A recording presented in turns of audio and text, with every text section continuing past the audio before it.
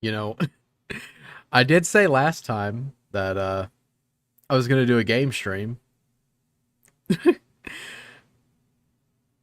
but I don't want to play DBD. I don't want to fucking play it. So I found a nice alternative. Get fucked. Like anyone gives a shit. Like, come on, come on. Who cares? Who gives a shit? Now, just a heads up, Spaz is not with me. I kind of figured he'd have better things to do than talk about bosses. So there you go. And yes, I am drinking. I am drinking. I don't know how well the stream's gonna go, but I've been kind of quiet a little bit, so I thought I'd do something. And this is, again, this is better than playing fucking Dead by Daylight. Fuck that shit. Although some of the things they are want to add to the game look kind of cool. I'll be honest. But whatever. Okay. Jet over. Alright. Okay.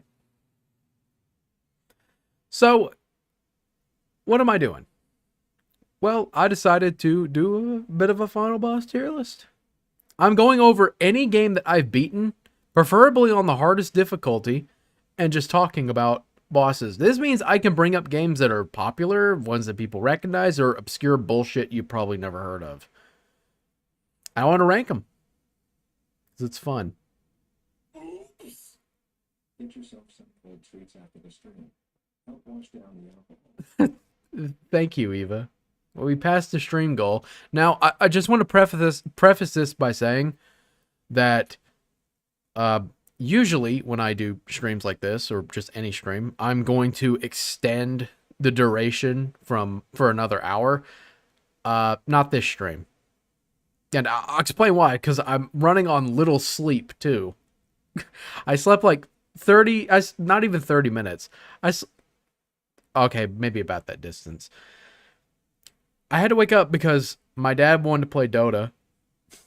My dad wanted to play Dota, and we did. And we lost. So, I had to get up early for that, and I didn't want to fall back to sleep. It was tempting to cancel the stream outright, but nah. Nah. Nope. Thought it'd be more fun to actually fucking do something instead of just bitching out. So, the next stream I do, it'll be 3 hours. Pinky swear. Pinky swear. I'm not lying to you. Now, I want to avoid any drama stuff because there is stuff that's going on in the background, but I'm not going to talk about that stuff. Save it for next time. So, with the way that I wanted to rank the bosses, I wanted to rank them based on the things that you would expect from like a boss fight. And there's going to be a lot of nostalgia shit going on, so I'm sure the conversations will go off. But I want to talk about build up. How well the boss is built up to where you can either dread going against them or look forward to smashing their fucking faces in. Difficulty. How challenging the boss is. I mean, it's pretty obvious what the fuck that means. But there's a bit of a nuance to difficulty. The final boss should always be the biggest challenge you face. Right? But there's a bit of a nuance to where, is it too hard? Fairness is right below it. If the boss is hard but fair, it's a good counterbalance. Gameplay, obviously, like, are you doing anything different Are you doing something that you wouldn't normally do? Whatever. Fun? Is the boss actually fun to fight? Like, do you enjoy getting your ass railed trying to fight this piece of shit? No? Well, that probably hurt the ranking a bit. And the last big one is music. Uh, I think the final boss probably has one of the most important music tracks in a game. Aside from the first level, the final boss should always be like the high note of everything you went through. Don't expect an extension. Yeah, that's true. And as a bonus, we'll talk about rewards. So if you beat the game and you beat the boss, do you get anything for it? That could help the ranking a bit. Maybe a little bit. I'd say that when it comes to gameplay and fun, will definitely be one of the higher priorities. And music, a very close, I'd say third. And everything else would be more middling. If it's shit in those three categories, it's not going to go very high. And as for the ranks themselves, we have a F tier. These ones suck ass. There's nothing redeeming about them. D tier.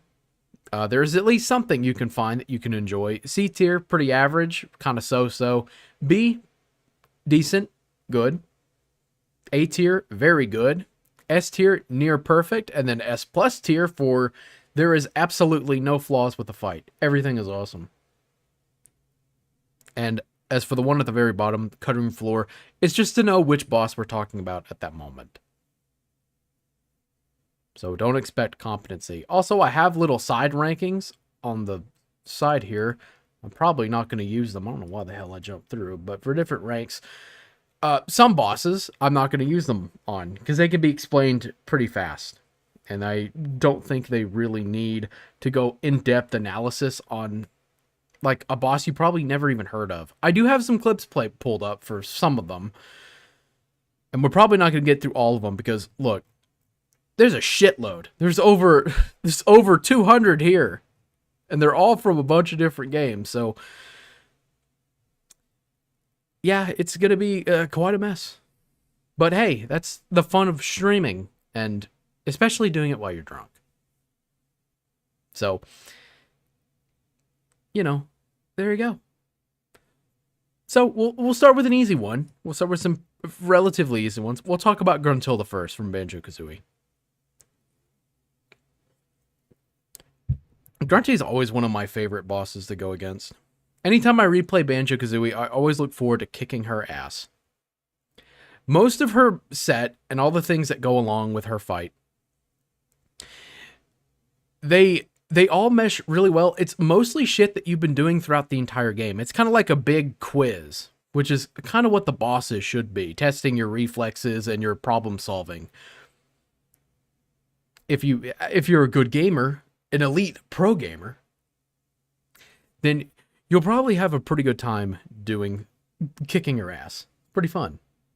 Some aren't final bosses I notice, but rather second to last bosses. I do need to expand on the rules on this one. When it comes to final bosses, any boss that leads to an ending is what I'm going to go with. I'm also going to include different phases. If you fight a boss and there's like multiple bosses in that fight or preludes to them, they're going to be counted as well with the boss, with the normal final boss. I think that's fair. I also have a few exceptions. No mods, unless the mod is particularly really, really good and changes the game.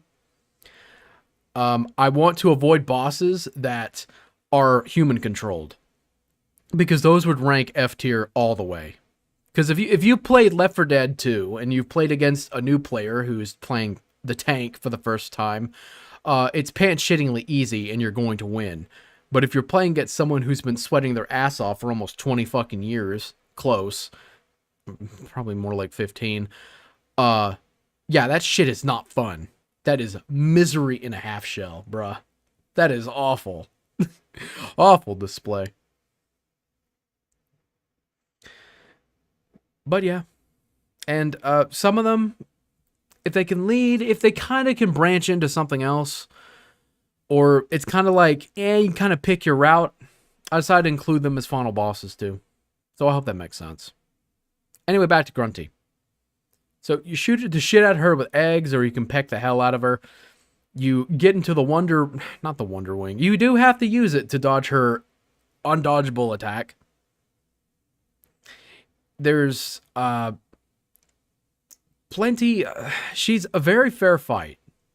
She's pretty tough, to be honest with you. The build-up definitely, I definitely say she is she S tier when it comes to build-up? That's the thing that I've questioned a little bit. I don't want to give everything an S tier. I want it to be like absolutely perfect, but I will give her an A tier. She does a really good job building up. It's just so fun to get up there and just kick her ass after she's been smack talking rhyming to you the entire time. Difficulty, I'd probably say A tier as well. In fairness, definitely, she's definitely fair, an A tier as well on that one. As the fight goes on, some of her attacks they do the whole tracking thing where she aims where you're going to go rather than where you're currently standing, which you have to get used to because she changes that up towards the end of the fight. She eventually gives herself an invincibility shield, and then all the Jinjos, the little Jinjo statues, they come up and help you, and you got to shoot a bunch of eggs into them to beat the hell out of her. And then last is the big Jinjonator, who you got to shoot into 4 different holes as she's just barraging you constantly with attacks. And once you do that, you end the fight. She falls off the cliff. She fucking dies. It's a really good one. It doesn't deviate very far from normal gameplay. I'd say A tier as well. Fun. She's always fun to look forward to and fight. I'm going to give her an S tier in fun. And the music is pretty much kind of like a remix of the normal theme you've been hearing throughout her lair. And I really like that. And you can kind of hear a bit of motifs from some of the other worlds you've been into, which I also really enjoy. Because it's like a sense of progression, how far you've came. So, yeah, I'd give her an S tier in that regard. With all that being said, I would definitely say that she goes to a pretty high A. I think that's fair. Really fun fight. You can never really be too upset about fighting her. She's pretty fun to speedrun, too, if you want to speedrun a boss fight. I think it's quite fair. Gaming just won't be messing with. That's fine. There's not much else to talk about. It also distracts me pretty hard. Because remember, I'm drinking. And besides, there's also the opportunity where I can talk about games that I love, or like, or really hate. This is probably the only time I could ever talk about them.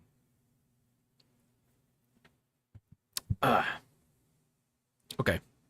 So now, we'll talk about Banjo-Tooie. We'll talk about the Hag 1. The Hag 1, being honest, I view it more as a step down from Gruntilda. Gruntilda is pretty fucking peak. She's pretty hard to beat in terms of how much she beats in terms of the rankings I've got. But the Hag 1 is still pretty good. For the build-up, it's a lot less, to be honest with you, because you're fighting a machine. You're not really fighting Grunty directly towards like halfway through the fight, or at least well past it. Difficulty-wise, just like original Grunty, if you die, which is something I didn't mention, if you die, you have to do the whole fight all over again. And that's not very fun. But it is what it is. I'd still say that for the most part, I'd say more of a B tier on fairness. To be honest, one of her attacks towards the end of the fight can literally insta-kill you if you let it hit you. And it's super fast and really hard to dodge if you're not fast enough. And considering this is N64 FPS tank controls, because a good portion of the fight with her directly is just kicking the shit out of her with the first person shooting mode that the game has. In fairness, I'd say B tier as well. In fairness, to be honest with you, gameplay wise, I would say I'd just say B tier as well, just to play safe. It's not bad, but it mostly focuses on the first person shooting, which is, to me, probably my least favorite part of Banjo-Tooie, if I'm being completely honest with you. But in terms of fun factor, I'd say she's probably an A tier in fun. She is still a fun fight. It's just everything else just feels a lot weaker. And the music, I gotta be honest, Grant Kurthoff, he did a really good job. Let him head to bed. Have a good stream. Thanks, Spaz. You too. He does a really good job. Banjo-Tooie has a pretty damn good soundtrack, but I'm not really impressed by the final boss music for the Hag 1. I just don't view it as all that great. So that being said, I just put her in B tier. She's still good.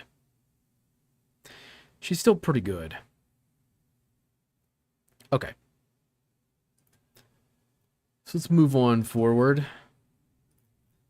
Clear out the rest of these here, and we'll talk about Mecha Grunty. This is from the Game Boy game. This is before, I think this is like one of the last games that Rare did for a Nintendo system for the longest time. Love the theme. Like, by the way, just to throw this one in here too. Like, this is just my opinion on shit. So if you have a different opinion, that's great. I don't care. This is my stream. I'm automatically right. Get fucked. So, Mecha Grunty. It's been a long time since I beat this fucking game for the GBA. It's like a watered down Wish.com version of Banjo-Tooie. And to be honest with you, I'm not even going to really pull up the rest of the rankings on this one. It feels like a pretty standard boss fight for what is essentially shovelware. Like, here she is shielded, she charges at you, she launches some projectiles, you hit her when she's open, the mech is destroyed, and then you fight her ghost form, and then her ghost flies back down into the boulder that she was stuck in at the first game. It's a really standard boss fight, especially for GBA. So, I just gotta say C tier. Again, I'm not gonna use the rankings on the right side just for everything. If I could just breeze through a boss and get through it fast, because remember, over 200 down here. There's plenty. And there's some I missed, too, that I think about it. But I think that's a fair ranking, to be honest with you. Okay. Let's talk about Daddy Wizpig. This is Wizpig's first form. Now, for one, I'm just going to go ahead and tell you outright. Difficulty. He's fucking S tier. This dude is no joke in Diddy Kong Racing. None of the bosses are easy in Diddy Kong Racing. This is mostly a kid's game. You'd think it'd be a lot like more, I would say, on the easier side, but no. This is around the time that Nintendo games still kicked your ass. Remember when those games used to actually be hard? Actual challenges? Because I fucking remember. I remember. And this dude definitely gives you those vibes. And when it comes to fairness, I'm going to be honest here. The only way to win this fight against him is to use the speed boost. And you have to use them very specifically with good timing and with good control. And depending on the character you pick, it's a lot harder than it looks. So if you're one of those people who are like kids in the late 90s who was like, I love Crunch. Why is Crunch so hard to control over like Diddy Kong and Pipsy? Well, there's your fucking answer, because they all have different stats. And Crunch is the worst character in that entire game. So, it's pretty hard. So in terms of fairness, I'd say D tier. The only thing you got to really save yourself on this fight, it's tempting just to put him in F tier in terms of fairness. But I'll put D tier because some characters are a lot better against him. Of course, TT wipes the floor with him. And the build-up is S tier. Absolutely. Absolute S tier. for that one. Speaking from experience there, Bag, yeah, I am, to be honest with you. Now, maybe I'm not giving you a full scope of how difficult this boss can be. Well, I'm going to show you. I'm going to show you from this fucking video. It's only a minute long. I'm just going to let it play just to show you. This is the best character in the game, fucking TT. This is a tool-assisted speedrun on this boss. I want to just show you how fucking insane this is.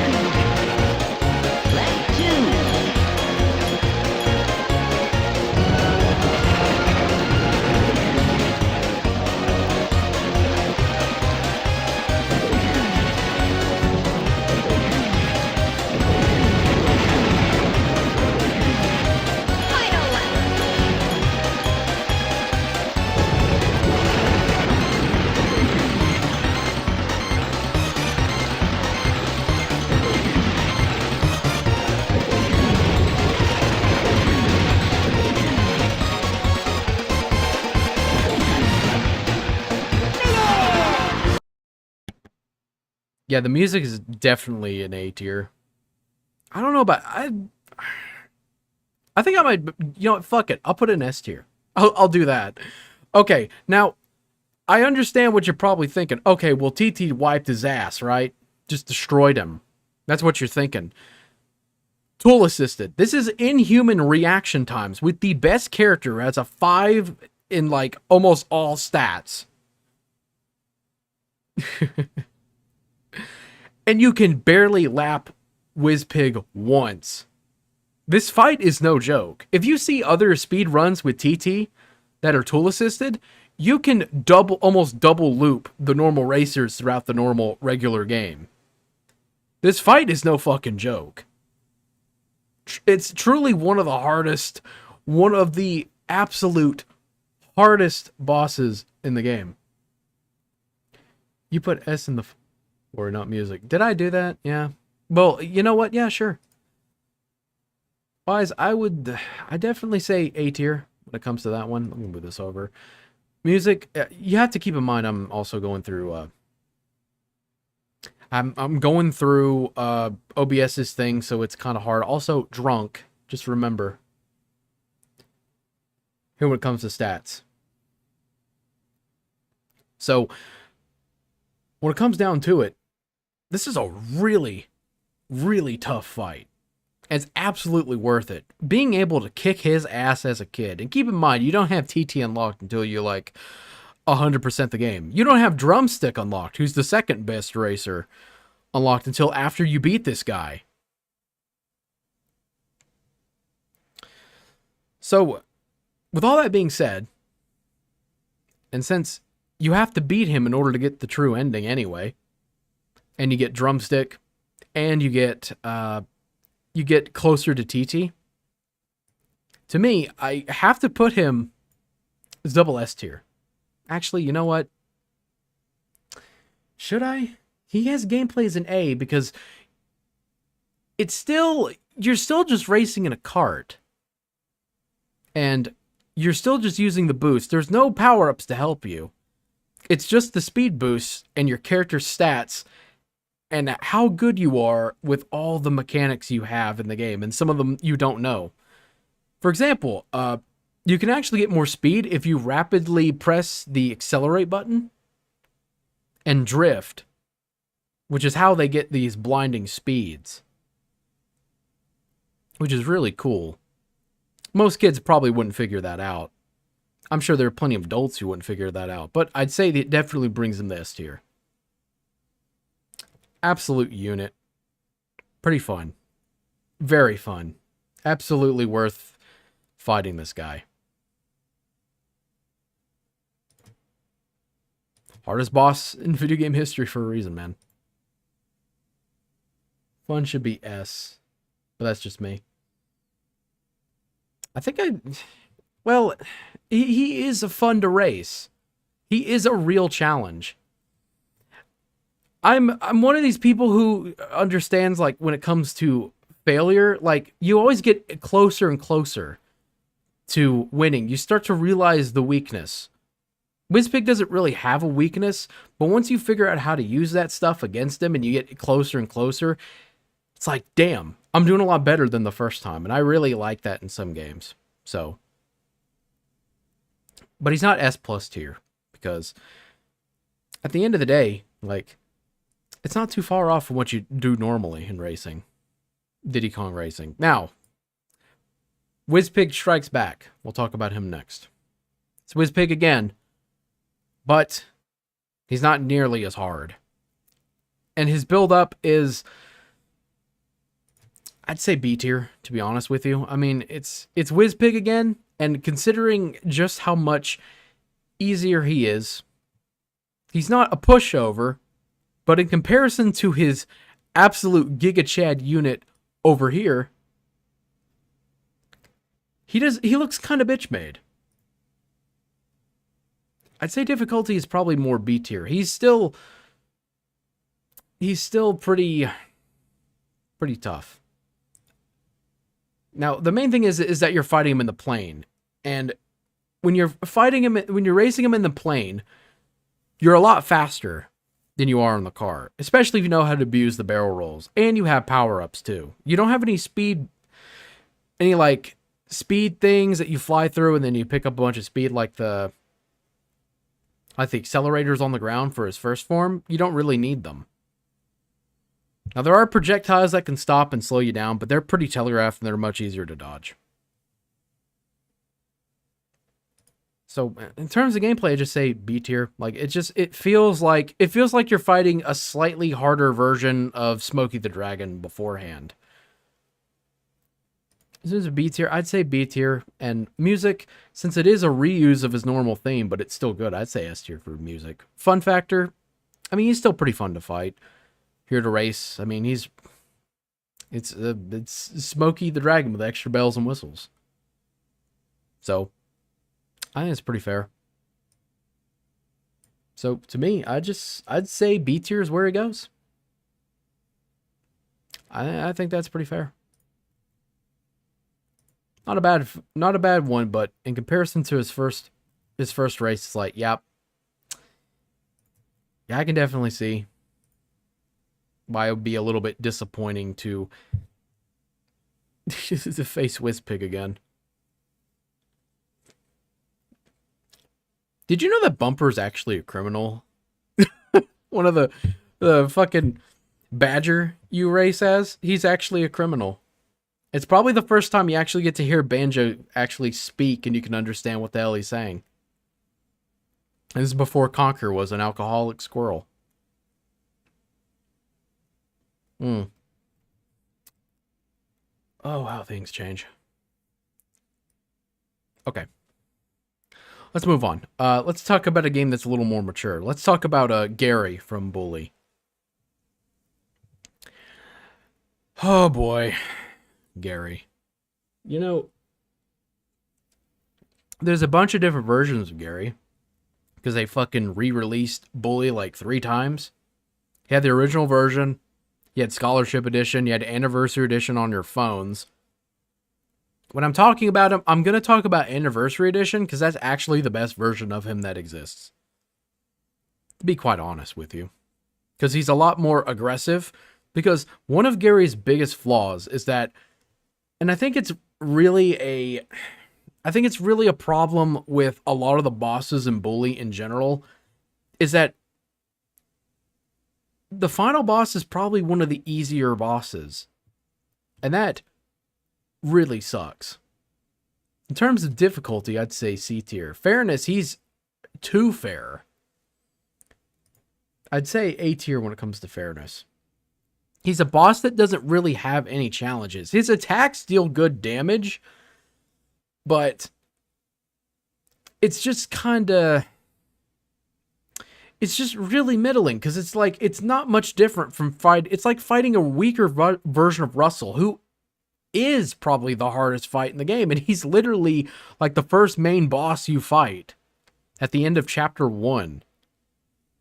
When it comes to the buildup, though, which I haven't really talked about, he turns the entire school against each other, mainly you, Jimmy, and the school breaks out in a massive fight. It's like everybody's fighting each other, and your whole entire goal is to get into the school with the aid of the dropouts to kick the gang leader's ass, like the nerds, preps, jocks, and greasers, beat the hell out of them into submission.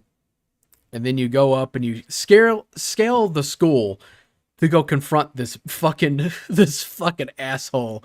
In terms of buildup, though, I definitely say S tier buildup. It's actually really good how they build him up. It's just that the fight itself is C tier.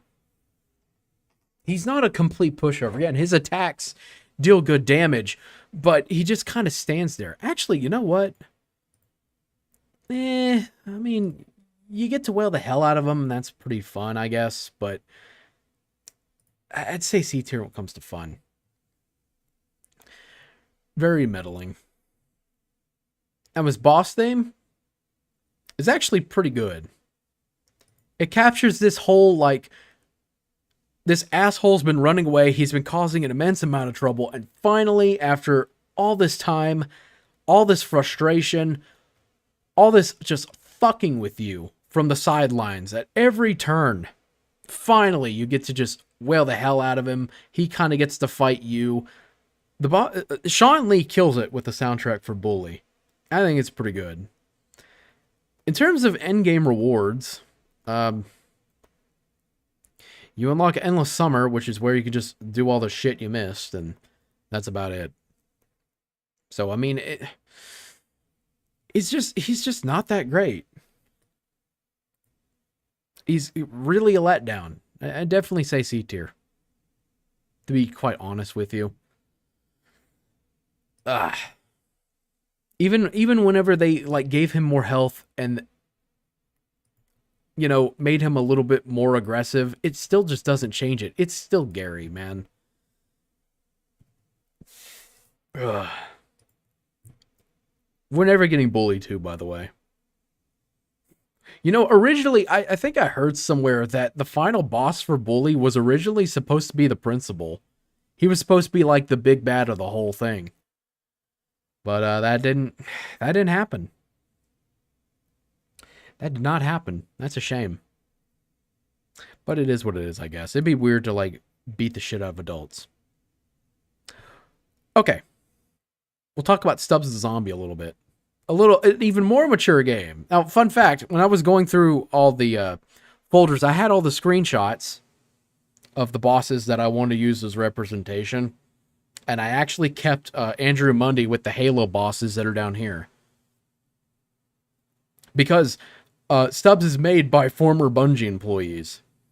And it's made on the Halo engine too. And if you play the game, you definitely feel it.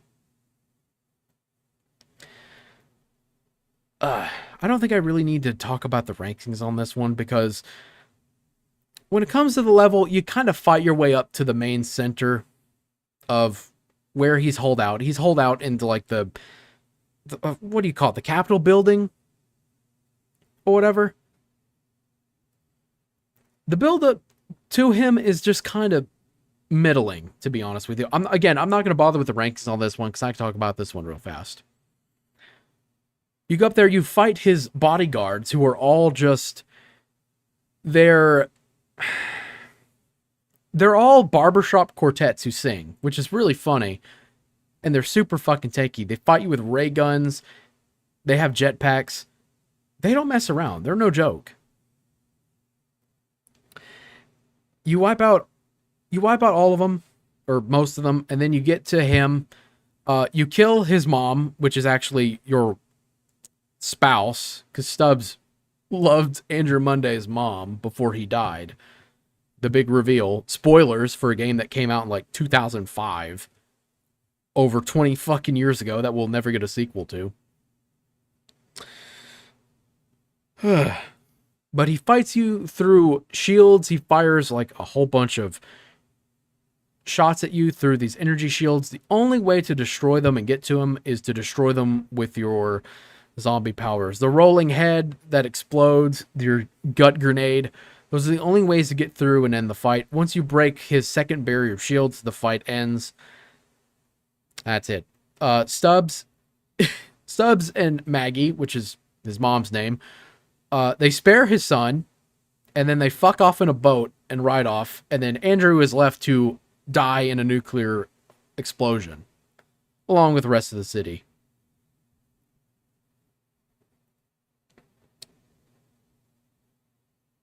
I don't think he's really a bad boss, to be honest with you. He's kind of with that level of Gary. It's like, could be better. Could definitely be better, but hey, could have been a hell of a lot worse, to be quite honest with you. Okay, let's talk about Halo. Let's talk about Galo. Alright? We'll talk about the Monitor. You don't really fight him, but the closest thing to a boss fight Halo really has is the engine room. I don't really need the rankings on this one either, because, I mean, you don't really fight him. He just kind of floats around and taunts you. He sends sentinels after you. The Flood is attacking you. And if you're playing this game on Legendary, which, yeah, I'm talking about most of these games on the hardest difficulty if they got them, by the way, if you haven't been paying attention. It's a pretty tough fight, but it's more of a swarm fight. You got to open up the exhaust for the engines, and you have to blow all 4 of them up with rockets or grenades. It's kind of finicky to throw them in. It's kind of clunky because, you know, it's Halo. It's 2001. Even in the 2011, 2010, remaster remake they did, it's just, it doesn't feel any different. It's about the same. It's just better graphics. That's it. So you destroy the engine rooms, and then you escape in the Warthog run, which is probably one of my favorite moments in the original Halo. Just anything with the Warthog runs are just fucking amazing. But when it comes to the fight itself, I gotta be honest here, it's pretty D tier. The only, there's no real music when you're there either. It's just the sound of explosions, Flood, and Sentinel beams just shooting out. It's just,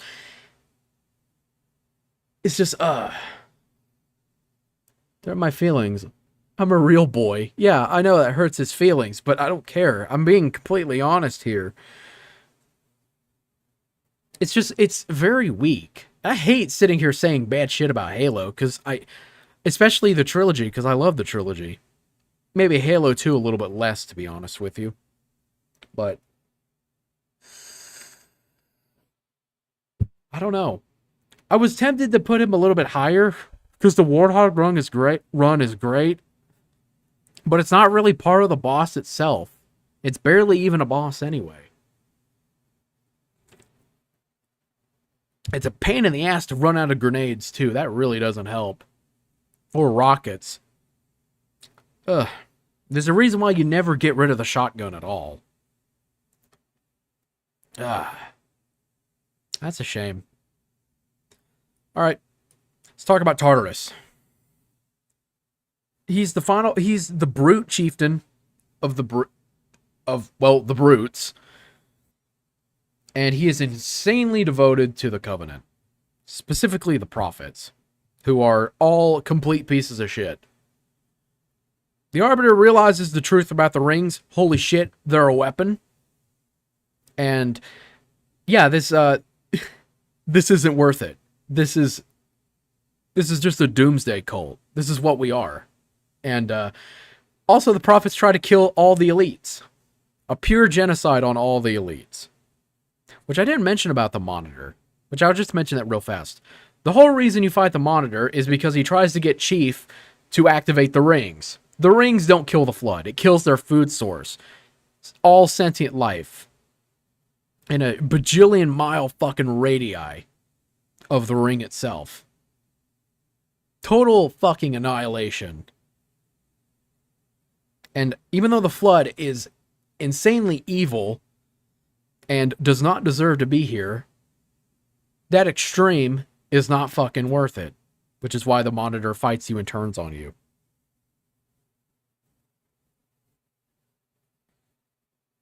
So, there you go. And aside from that, you blow up the Pillar of Autumn, which is the first level, because Halo 1 just has a lot of rehash levels, to destroy the ring and stop the flood and kill as much of the Covenant as possible.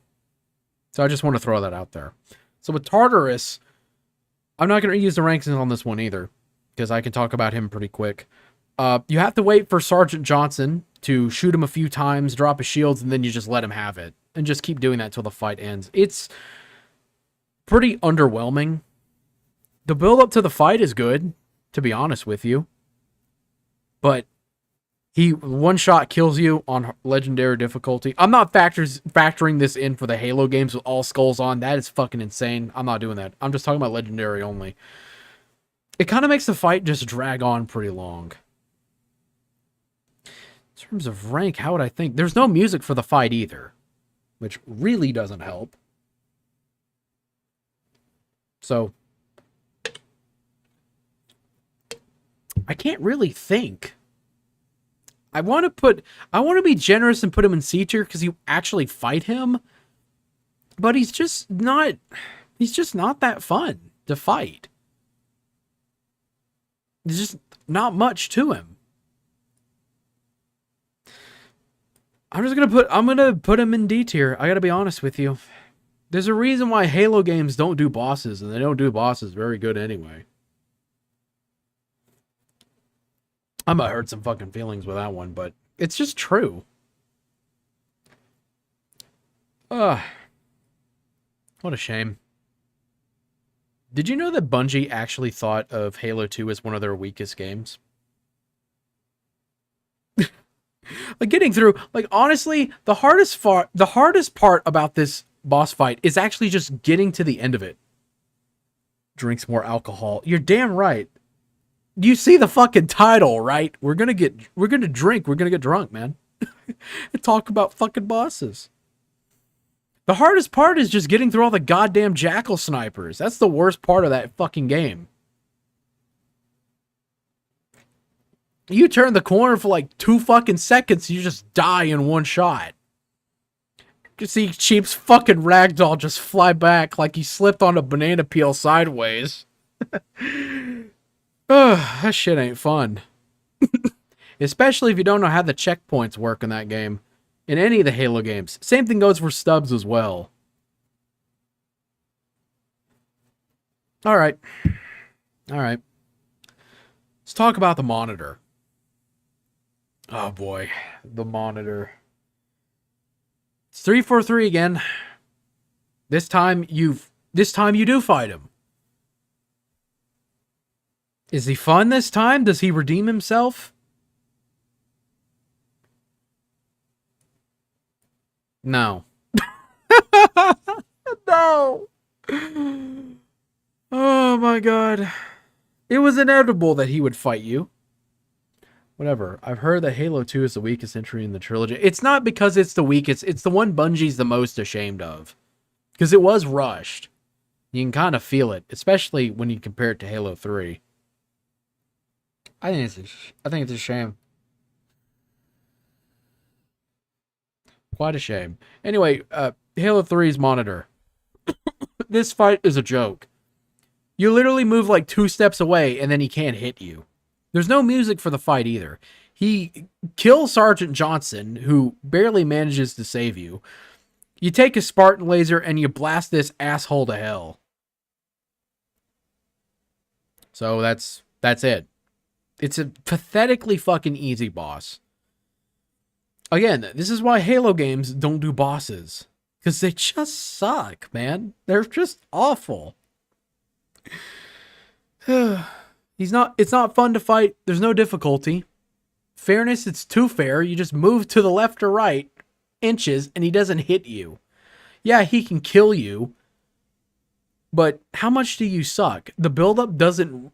It's not really there. In gameplay, I mean, it's... come on. You move left after this guy. I just find that funny. I find that very, very funny. It kind of foreshadows what happened to Halo after a while. Okay. Let's talk about some licensed games. Because they're always good, right? Why not? This is one I definitely grew up with. This is Tom and Jerry War of the Whiskers. It's a Power Stone clone. And don't worry, we got another one down here that I'm going to talk about later. That's also got a boss here. Now, the final bosses you face is that you face two choices. It depends on the character you're playing. If you're playing Tom, Butch, or Spike, you're going to be fighting Frank and Jerry. That's what I call him. He's supposed to be called Monster Jerry, but who gives a shit? And if you're fighting as Jerry, Nibbles, Tyke, or the Duckling, you fight Ghost Tom. Now, they both have this weird gimmick where they have this special thing that they have, and the only way to get rid of it is to get up close and punch the fuck out of them. And they lose their special power. We'll talk about Frank and Jerry first. Frank and Jerry's thing is that he will bum rush the fuck out of you. He will charge right at you and beat the hell out of you very quickly. He is just, oh God. I remember being a kid and getting to this fight. The time limit's infinite. You can't run out the timer. The only option is to beat his ass into submission. When I was younger, beating this dude was always just fucking misery and a half. Very unfun. Now, as an adult, I can kick his ass just fine. He's not really much of a challenge. He's just annoying. And once you knock him down, he shrinks down, he runs around, picks up stuff, and throws it at you until he grows big again, and then he charges you. That's about it.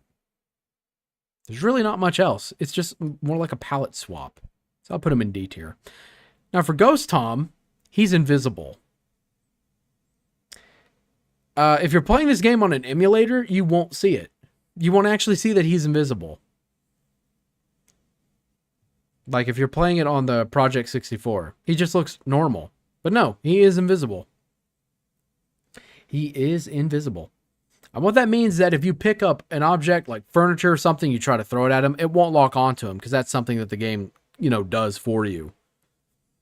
The only way to get rid of it is to get up in his face and knock him back. And then he loses it for a few seconds, which is barely enough time to do anything because when you throw shit at him, he can parry it. He can pick it back up and throw it right back at you. Pretty tough.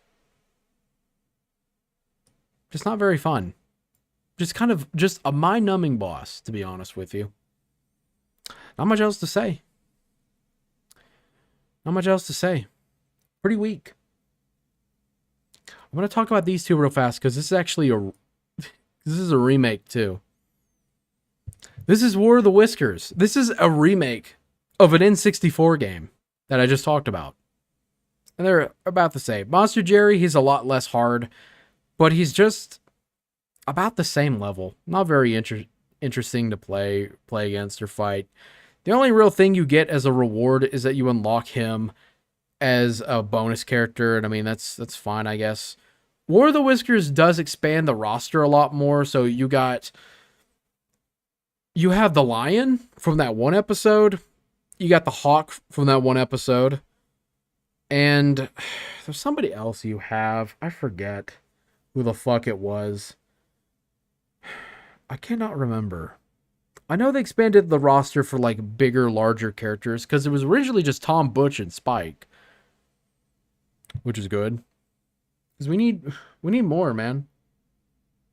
We need more, and Monster Jerry, I guess, is one of them. So you do unlock him, and I mean he's pretty fair. I mean he's pretty standard, to be honest with you. An improvement for certain.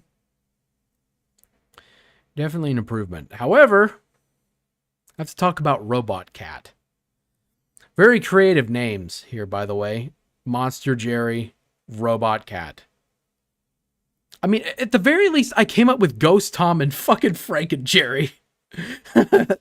Yes, my favorite Tom and Jerry character, Lion. Yeah, that's literally what he's called in the game. It's just the line from that one episode. I'm surprised they didn't just bring the fucking baby elephant into the game either. Missed opportunity. But whatever. Whatever. So, Robot Cat. He's supposed to be the answer for the smaller characters like Jerry, Nibbles, blah, blah, blah. He's a replacement for Ghost Tom. And he is just as insufferable as Ghost Tom is. His attacks, he has special moves, very unique to him.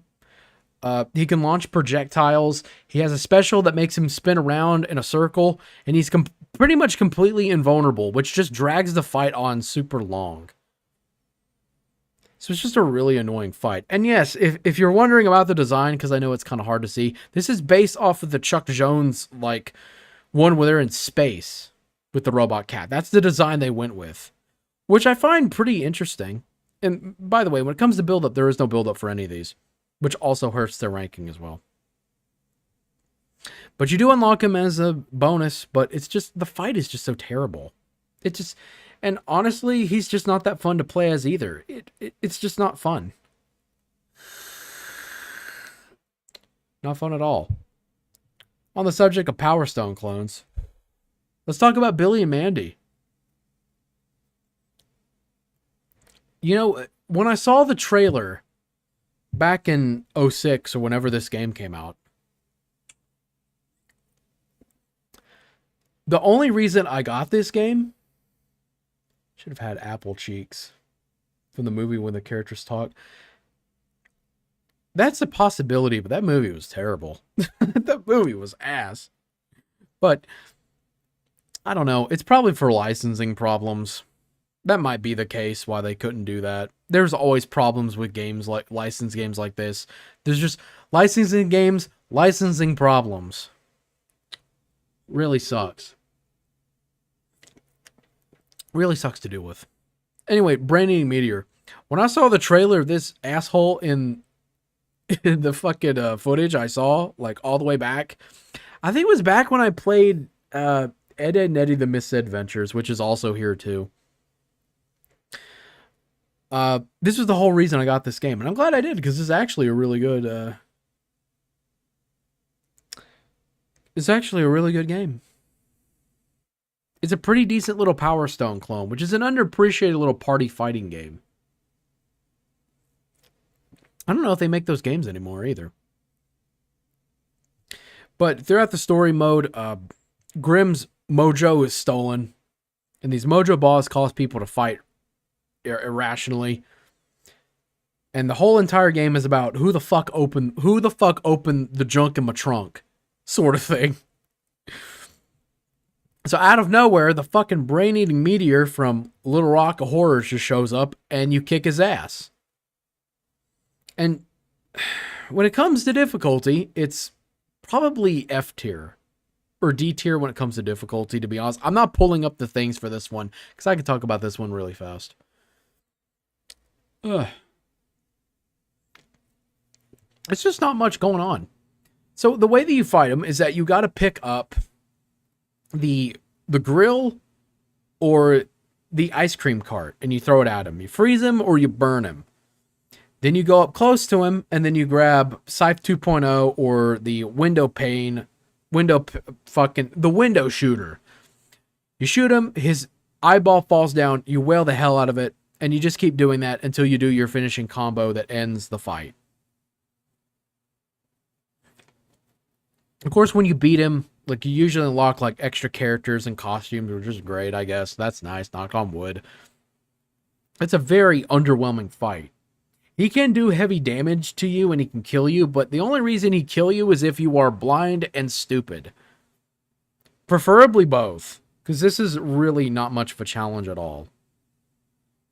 Because he does give you rewards, and because, let's be real here, the Brain Eating Meteor's music is fucking awesome, I think that pulls him out of F tier and into D tier. I'd probably say, closer, maybe past Tartarus, because you actually get rewards for doing it. So, you know what? Fine. Voltaire just kills this, just kills it. I always love listening to the Brain song. It's awesome. Always awesome.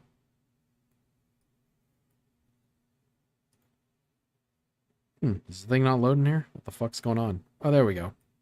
I couldn't drag and drop for a second there. Let's talk about Bad Fur Day. How much time do we have? How much time are we going? About an hour. Okay, progress. I'm going to talk about these ones real fast. I lost my train of thought. You can tell the alcohol is kicking in. We're going to talk about Heinrich from Bad Fur Day. I was jumping ahead of the script. I was going to talk about how the Misadventures was actually made by Behavior. Guys that made Dead by Daylight. Back when they were called Artificial Mind and Movement. But I'm jumping ahead. Heinrich. It's a xenomorph at the very end of Conker's Bad Fur Day. There's almost no fucking build-up to this dude. Which really hurts, to be honest with you. I'm not going to use the rankings on this one either, because I can talk about this one real fast. There's not much really to talk about. He shows up, he bursts through the Panther King's chest. You don't fight the Panther King. Don Weezo, who kills Barry at this moment, fucks off and runs away. And Professor Cripplestack, whatever the fuck his name is, the guy who made him in the Teddies, he is sucked out the airlock because the bank vault that you're robbing at the end of the game in the heist chapter is launched into space. So Conker hops in a little mech suit, just like Alien, and they go toe-to-toe in a one-on-one fight. It's a weird crossover between Punch-Out and Mario 64. So you got to punch him, you have to dodge his attacks, you got to jump over his tail whip, or you got to block his chomp attack, and then you do a little combo and wail the fuck out of him until he falls down. You grab his tail, you swing him out 3 times, and the fight is over. Which goes to the ending where, oh, he survives, and then the game pauses, and the ending goes from there.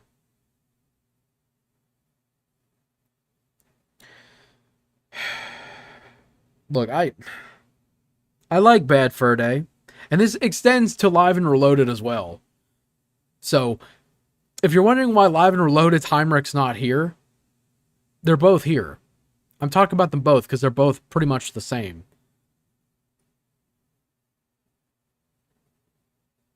There's no music for the fight either. That's something I have to think about because I want to put in C tier, but there's no real music except for the blaring alarm and the alert system telling you to throw the fucking alien out. Which on that merit is pretty funny. But the boss fight is just nothing. It's kind of like a weird nothing burger. To me,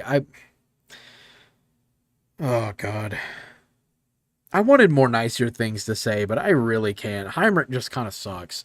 D tier is getting really popular right now. I don't know why. This shouldn't be the case.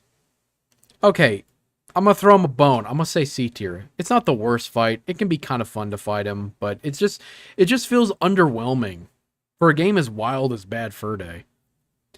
And it's a shame we're never going to get that fucking sequel either. I think there is music. It's just drowned out by all the noise, sadly. I think there is a little bit of music playing, but yeah, the alarms just destroy it and you can barely hear it, so...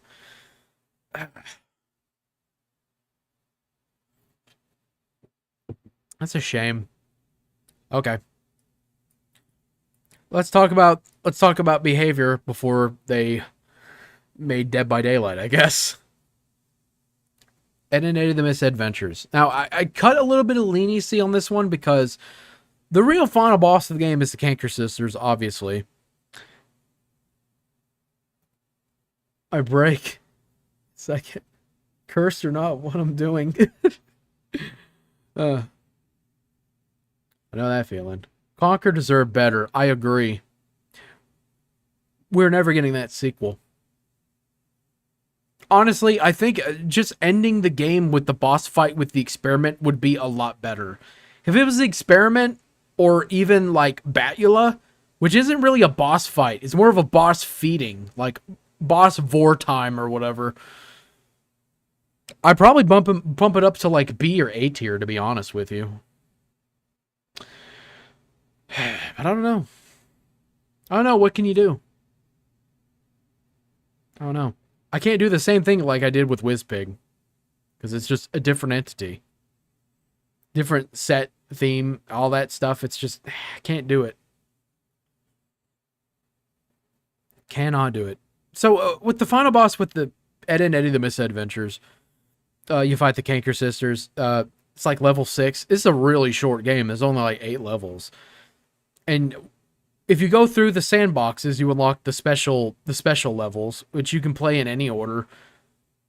The Canker Chimera, which is the Edzilla level, which I can kind of consider it, throw it a bone and call it a final boss. Or the robot, whatever the fuck, from the other bonus one where it's the one where they're like in the junkyard and they pretend to be space outlaws. That one. Pretty good episode, by the way. Pretty good. But to be honest, when it comes to the misadventures, like it's actually a pretty decent little license game, to be honest with you. I don't really think there's anything particularly bad about it. It's not great, but I mean it's a fun little game to play. Game's fun, art styles follow through pretty well. It was the best one, lol. Yeah, I mean it is because I mean, come on, it's Ed's fantasy. This is what he always wanted. That's what he always wanted, man. Just be a monster. And what does he do? He slams his head into fucking tanks and buildings. That's it. And he throws chunky puffs at the cankers, which is kind of funny. So with the canker scissors fight, they fight on this big totem, on this big like pole thing, this big stand. They have the Ed's jawbreakers that they have captive, and you got to get them, and you have to defeat the cankers. You got to throw shit into the water because it's electric and it'll kill you. And then you have to batter Ed your way into it like 3-4 times, and then the platform falls, the fight ends, and then you get the endings where the cankers are just completely fine because it's cartoon logic. They don't give a shit. And then they, of course, fuck with the Eds more. It just kind of feels like a nothing burger thing. But to be honest, like, it's not really a bad fight. I would say C tier. I'll be a little bit generous when it comes to them. The Canker Sister Chimera, to be honest with you, is actually a much better... I'd say, on average, is a much better fight, but it's kind of drawn out. But it's kind of satisfying because this is the only fight in the game where you fight as just one Ed. Which is, well, Ed. So, pretty alright. They have just 2 attacks. They shoot kisses at you, or they do ground stomps that do the ring thing, like you'd see in like Donkey Kong 64. You throw 10 chunky puff pieces at them, the fight ends. The music is the same throughout the entire level, and that applies to the normal Canker level. Same thing with the robot here. It's not all that spectacular, to be honest with you. About the same. Robot Rancher. Honestly, I'd actually put lower. to be honest with you. Because the whole thing is that the fight, you're supposed to go through and, like, activate some switches, and then you can start actually attacking the boss and doing damage to it. But the easiest way to do it is just to hide behind a piece of the scenery, just enough so you can use Double D's ray gun, which is really a slingshot, and just shoot the robot, and the fight's over. Like, you just cheese the fight. That's what I think everyone, including myself, did as kids. So it's just a fucking lame-ass boss. Actually, you know what? I'll put an F tier. Shit. It's a fucking buggy mess. So if you ever want to know why Dead by Daylight's a buggy fucking mess that's borderline almost unplayable, here's her answer. These are the games these fuckers made beforehand. Nothing's changed. Nothing's changed. And believe me, if we talk about Naughty Bear, if we actually get to it, there's no fucking way. It's buried down here somewhere. Naughty Bear Panic in Paradise. Um, yeah, they never learn from their mistakes. It's impossible to learn. Okay. Let's talk about M-rated games now. Okay. Let's talk about Condemned. One of the most underappreciated game franchises by Sega that they just refuse to acknowledge, and I don't know why. Robot Rancher for DBD. Yeah, you know what? Fine, fuck it. The official Cartoon Network crossover. Survivors, he could literally not move, and Survivor mains would still bitch and DC against him, and people would still justify using third party cheats just to beat him. You know, fun fact, I know that DBD is getting a Scooby Doo collab soon, so maybe we might actually get our wish. Jaws for DBD. Fun fact, they haven't thrown that one off the table either. They've been debating how to make that work, so that could be a possibility. Oh, Fish is going to be very happy about that one.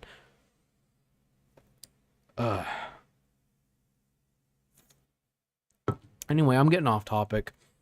Okay, so Condemned. I think it's a real shame that Condemned Criminal Origins is currently right now only really playable on the OG Xbox 360. This is, I think, one of the launch titles for the game system, I'm pretty sure. Real shame. Real shame. So, the final boss of the game, I didn't know what the hell its name was for the longest time, but it's apparently called the Dark Oro Primary. I just call him the dickhead covered in rebar who fights with it. That's what I call him. But he's actually a pretty fun fight, to be honest with you. I don't have as many memories with the original Condemned as I do the second one. Because I only played the first one like a couple years ago, because I never had the chance to get it. It wasn't until I was a big boy adult I could actually buy my own fucking games and shit. And I didn't have to go into game stores and have to get my mom to sheepishly pay for a game that I wanted with money that I may or may not have had. I was a kid back then, okay? You don't make... Why'd you get a job, you fucking bum? You fucking pussy? Ugh. So the Dark Aura Primary, to be honest, like, I have to put it more in B tier. I would say, I'd say B tier, I think is pretty good. I think it's good to have someone who's not in C or fucking D tier for once. I've just had too many fucking bad games or middling shovelware to go through to count all my bosses. Or it's just a shame that some of the bosses I have just don't have very good bosses at all. But the Dark Aura Primary, pretty stable fight. If you play the original Condemned, you know how fucking pretty precise the combat is. It's pretty up on there, but the boss just kind of comes out of nowhere. You just kind of don't expect it. Like, at least with Dorlin from Condemned 2, you knew his ass kicking was coming, and that build up, because he fucking deserves it, because he's a piece of shit. Pretty good. Fairness, I'm not pulling the rankings on this one either, because I can talk about this really fast. The fairness is pretty up there. Like, I mean, his attacks are telegraphed. Once you understand how they work, like, it's actually really fun to fight. And gameplay-wise, it's not much different from what you've been doing throughout the rest of the game. So, yeah, I mean, gameplay-wise, it's fine. And the combat is really fun. There's not really any music except for ambience, which kind of drags it down a bit. Even on harder difficulties, like, yeah, I can kill you pretty fast, but I mean, you're playing on harder difficulty, you kind of have to expect it. But if you made it all the way this far, it's like, you're kind of ready for it, you know? So I'd say B tier is pretty good, to be kind of honest with you. I wouldn't say better than Wizpig or the Hag 1. I'd say it's kind of evenly matched between them. So Agent Dorland. off topic, just like how Jax deserved his attraction. It was fun dunking on him in the group DM today. I agree too. Fuck Jax. I get so tired of people defending that fucking character. Sega doesn't acknowledge anything unless it involves Sonic. That is true. That is true. That is a shame. I know that the developers of Condemned actually would really like to work on another game for the series, but we're never getting it because Sega doesn't give a fuck. I need more beer. Maybe we should take a few minute break. I'll just play Stop Following Me again on break. It's only a 2-minute song. Quick time for a piss break. Anyway, Dorland. So, to be honest, I don't need the rankings for this one either. Like, I'd say B tier as well. Blow through this one really fast. He is... Condemned 2 takes place like about a year after the first game with Ethan Thomas, who's our protagonist. He's homeless, he's drunk, he's angry, borderline schizophrenic. He's close to the maniacs who run the street who are being corrupted by the Oro, which is this cult whose entire goal is basically to drive the world into pure anarchy and violence. And with Dorland, you have to do quick time events to beat him, and you have to use this weird sonic scream blast you get. If you play Condemned 2, you understand what I'm talking about. It's really weird.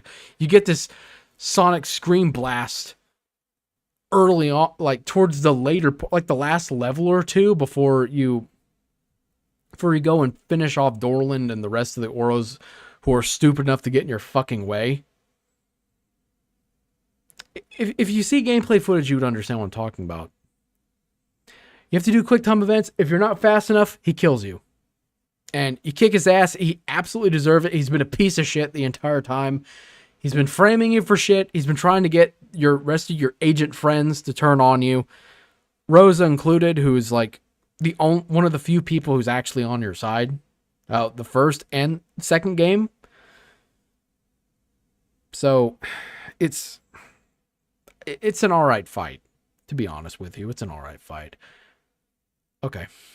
Look, I have to piss. I'm drinking. Alright?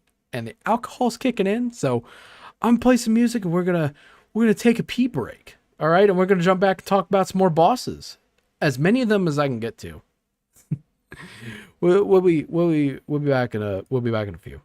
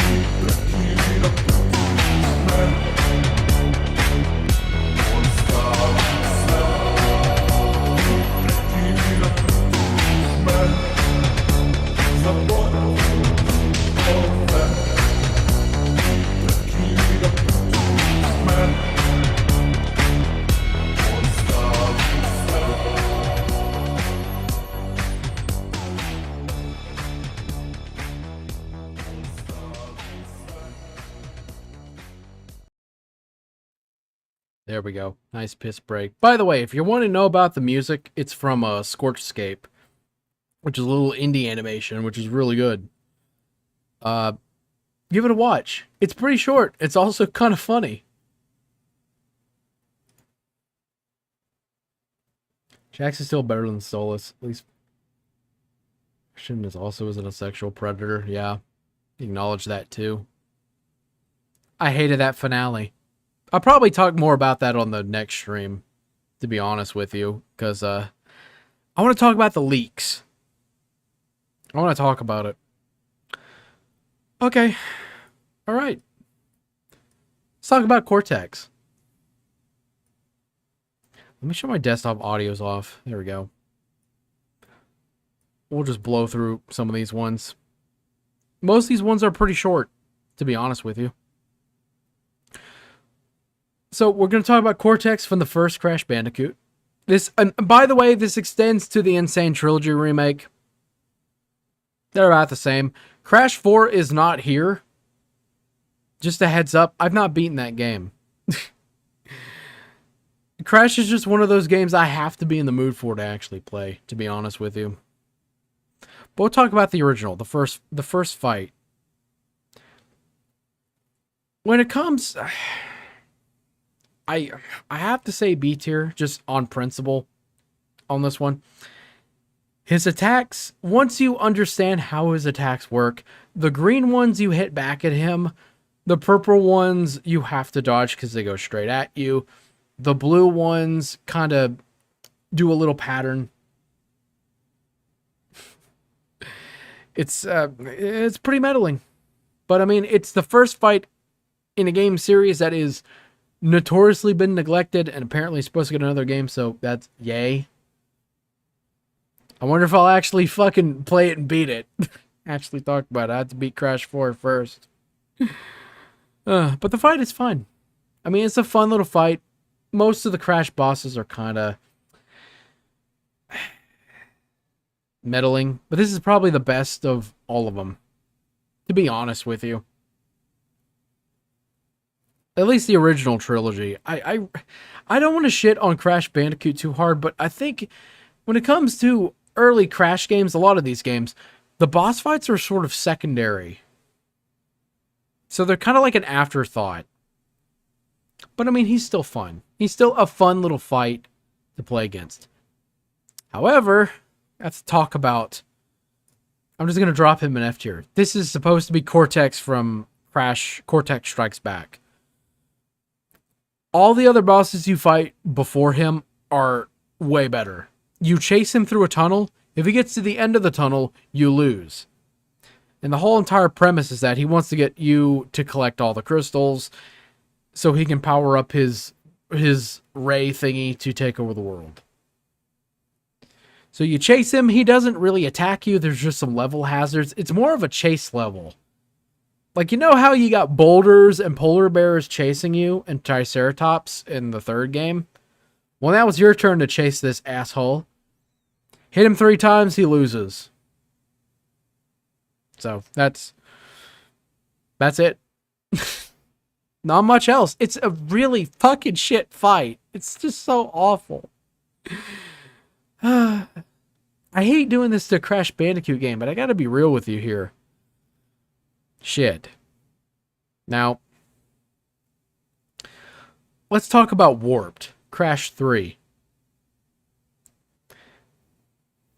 This feels much more refined, but it's still just middling. To be quite honest with you, yeah, a better final boss. I agree. I really wish, like, there's so much potential. So much better things they could have done. Like, literally, any of these other bosses here trump Cortex in 2. And 2 is considered the best Crash Bandicoot game in the series. At least the original trilogy. It's the opposite of Halo.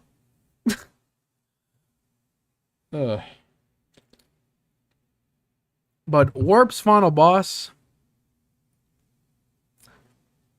I have to put it... I want to put it in D tier, but I'm going to put it in C tier. I'm going to be fair. Because he actually does fight you, but it's just a really easy boss fight. Really telegraphed. Music is good, which I think the music itself just gets it out of D tier. Because, I mean, it's a good little remix theme. I like it. I think a lot of people kind of enjoy it. I didn't mention the music for fucking Cortex 1, which I'd say brings it to B tier as well. I think I'm going to be fair with that one. It sounds really sinister, and since this is probably one of the better Cortex fights, take it or leave it. That's my answer for it. But you kick his ass and then you throw him into the hole 3 times, and you got to do it before Uka gets pissed and, gets him back on his feet.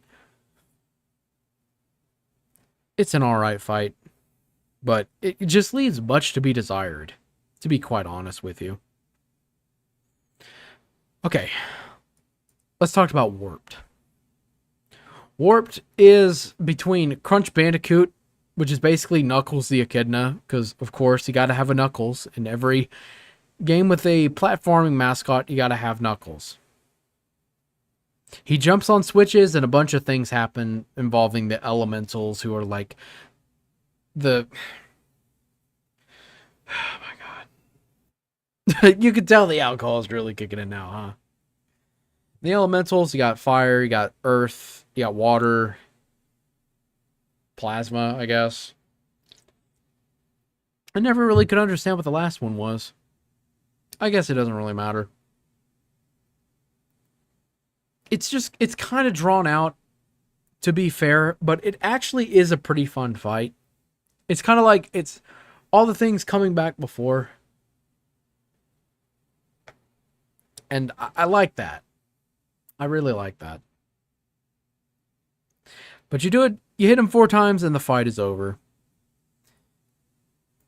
I'd say B tier. I'd say it's actually a pretty solid fight. Not the best fight, obviously.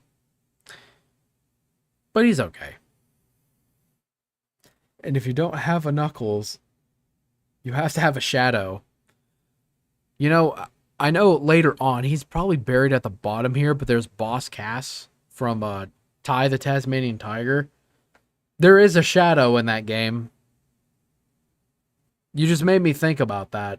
And we're not even close. We're not even close to there yet. Yeah, Crash 3. Yeah, and Crash 3 Cortex is more of an afterthought. Yeah. I'd say Uka Uka really steals it more, and that's not really saying much. They're both... It's like they're both competing in a race for 3rd place. That's what it feels like. Okay, so this is the Cortex fight at the end of one of the Crash... I can't remember the exact game. I think it's the first Crash game for the GBA. All he does is that he shoots lasers at you in a very telegraphed way. Music is fine. It's just rehash from 3. Because of course it is. But just hate how Wrath Tex isn't really a Cortex fight. It's kind of a cross between fighting him and Crunch. That's a stupid fucking name. Crunch. Bring in the crunch. Now I'm just thinking of South Park. The fracture of a hole now. Thanks. He shoots in telegraph ways, and the whole entire fight, the goal is to make him shoot the gems so they disable his ray gun and cause it to malfunction. That's about it. For a GBA game, I can't really expect much. Music's fine. I mean, it's a fun little fight, I guess, for a GBA game. The Crash Bandicoot GBA games are kind of a mixed bag. They're mostly good, levels-wise, but comes to boss fights, they're pretty lacking. But, I mean, I'll give it credit where it's due. I just don't want to throw another Cortex in F tier. However, I will talk about the amalgamation, which you get from 100% getting all the gems and the crystals. It's a chase level, and it's actually really fun. All the bosses you fought merged together. Huge adventure, yes. I can't remember. Drunk.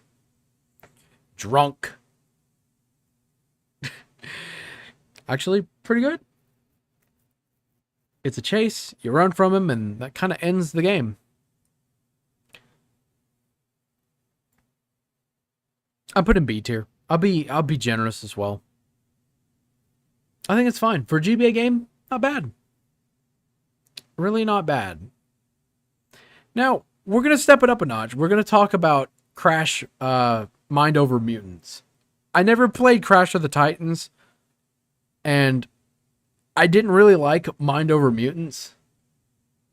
It's actually called the Mega Mix. I don't give a fuck. I'd call it the amalgamation. I think it's what people usually call it, but it doesn't really matter. It don't matter. None of this matters. Now, this is actually surprising, but I actually think, for the most part, from all the Crash games I played, this is actually one of the better fights. This is one of my least favorite Crash games to boot. This is back around the time everybody fucking hated Crash. It was like, what the hell are you doing? What are you doing? Why are you fucking it up, bruh? Why? It's still a kid's game, so I mean, he's not that hard. And because, like, this is a game made for, like, us dumbass Zoomers and millennials who've never grown up, it's a pretty relatively easier fight. Not much of a challenge, but it is an incredibly fun fight. You're actually fighting Cortex fist to fist, hand to hand, and I actually really like that. And when you kick his ass and beat him, you get to take control of him. He's the last Titan you can take control of, and you get to dish the beating out to a bunch of baddies, and the fight ends. And I actually really like that. That's really fun. Music's okay too.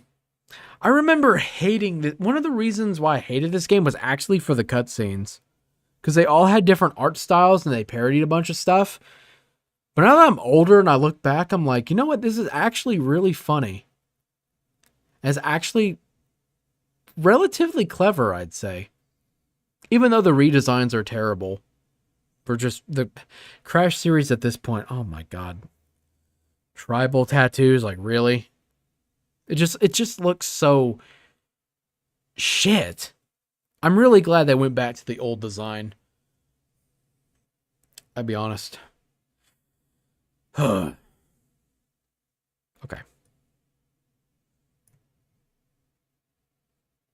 It's just, it feels so, part of me, it just feels so wrong to put Gruntilda next to Mind Over Mutants Cortex, but I gotta be honest, I actually really like that fight. Okay. Let's move on. Let's just pretend that didn't happen. So, next game, the Hans the Showrunner. This is from Ben and Ed. This is an indie zombie running game that was pretty popular back around 2015, 2016.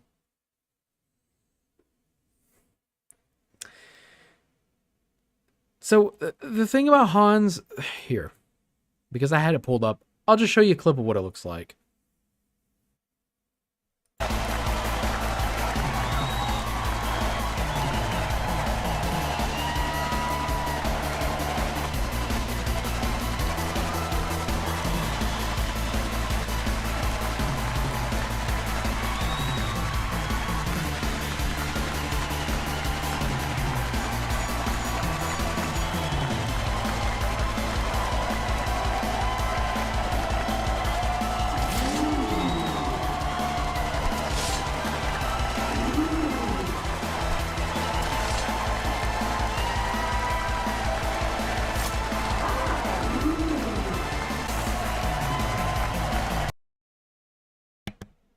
So the whole entire premise of Ben and Ed is that your friend, Ben, is a human child who adopts, air quotes, Ed, who's a zombie, who used to be a track runner.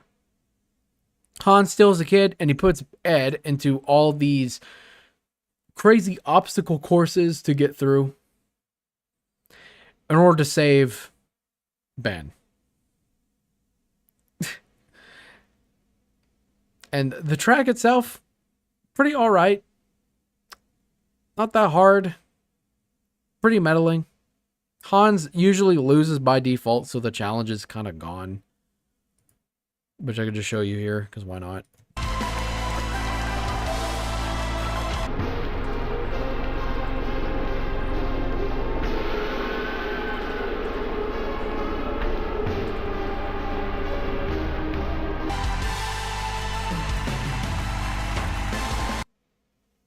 I'm also losing my train of thought because I'm fucking running on half sleep.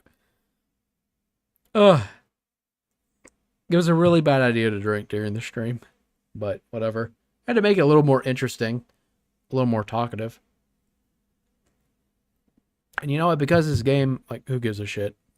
I can just show you the ending. I don't even need to play the audio. You can just figure out.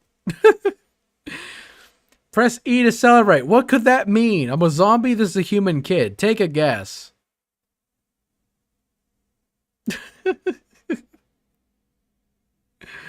Who could have seen that coming? What a surprise. Who could have... Like, I like all the YouTubers who played this fucking game at the time, who's, you know, all the Let's Players who did it, like... Oh! Oh no! Who could have seen this happening? Who could have predicted this? Oh no! I always found that really funny. Ew, circus, get out of here. I have to play some... I just play some in D tier. I'm just gonna be honest with you. What a shame. It's just, it feels like there's not much of a challenge. I'm sure you can still lose, but who cares? Who gives a shit? You could probably just hang back and just wait for him to die and then just take your time. It kind of kills the immersion. But I mean, if you just play through it normally, like, yeah, it's fun. And the music is good too, even though it's been... The same tracks have been played the entire time. But I mean, the soundtrack is really good. And it's an indie game, so I'm just going to give it a little bit of credit. I'd say the music itself just kind of saves it from being an F tier. Okay. Let's talk about Satan from Cuphead. Man, following the development hell of this game and looking at all the different versions, the changes they went through, like, a lot of love and care really went into this game. A lot of it did. Pretty tough fight, to be honest with you, but it depends on when you play the game. Because for the first couple of months, there was a glitch where you could actually beat the boss. Where you could beat the boss's first phase. You have to do it legitimately. But then you beat the second and third phase of the boss just from hanging on the outskirts of the hull and then just shooting the left side of the screen until it died. Just kind of fell off the face of the earth in terms of relevance. Yeah, a lot of games do that. A lot of indie games really do that. I know they made a sequel to the game, but it's just more of a fuck around and party with your friends sort of thing. So I don't think it really counts, to be honest with you. Don't really think it counts. But with Satan, he's got 3 phases. Pretty stable. I think I might actually go in through with the rankings on this one. The build up to him definitely is an S tier.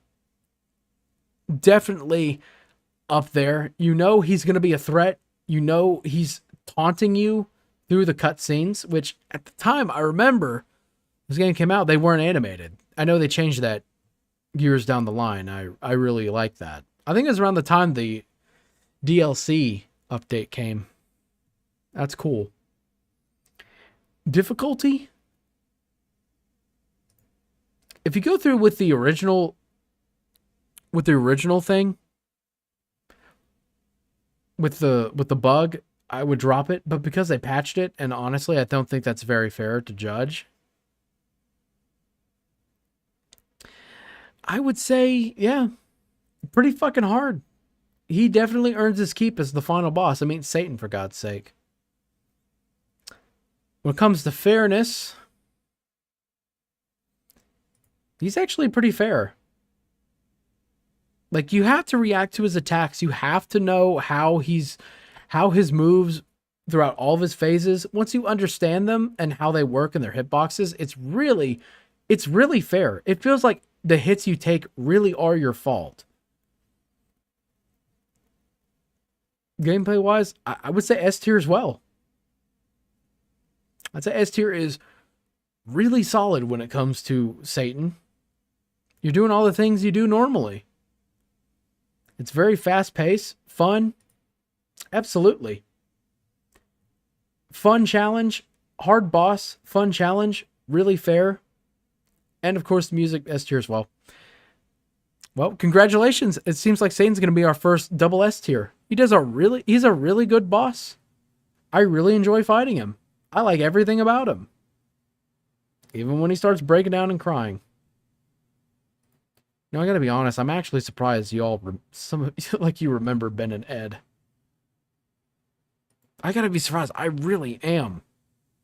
I forgot about this game and I'm like, oh yeah, I had this game. I didn't like it all that much. Then I replayed. I'm like, maybe this game isn't so bad. Music's actually really good.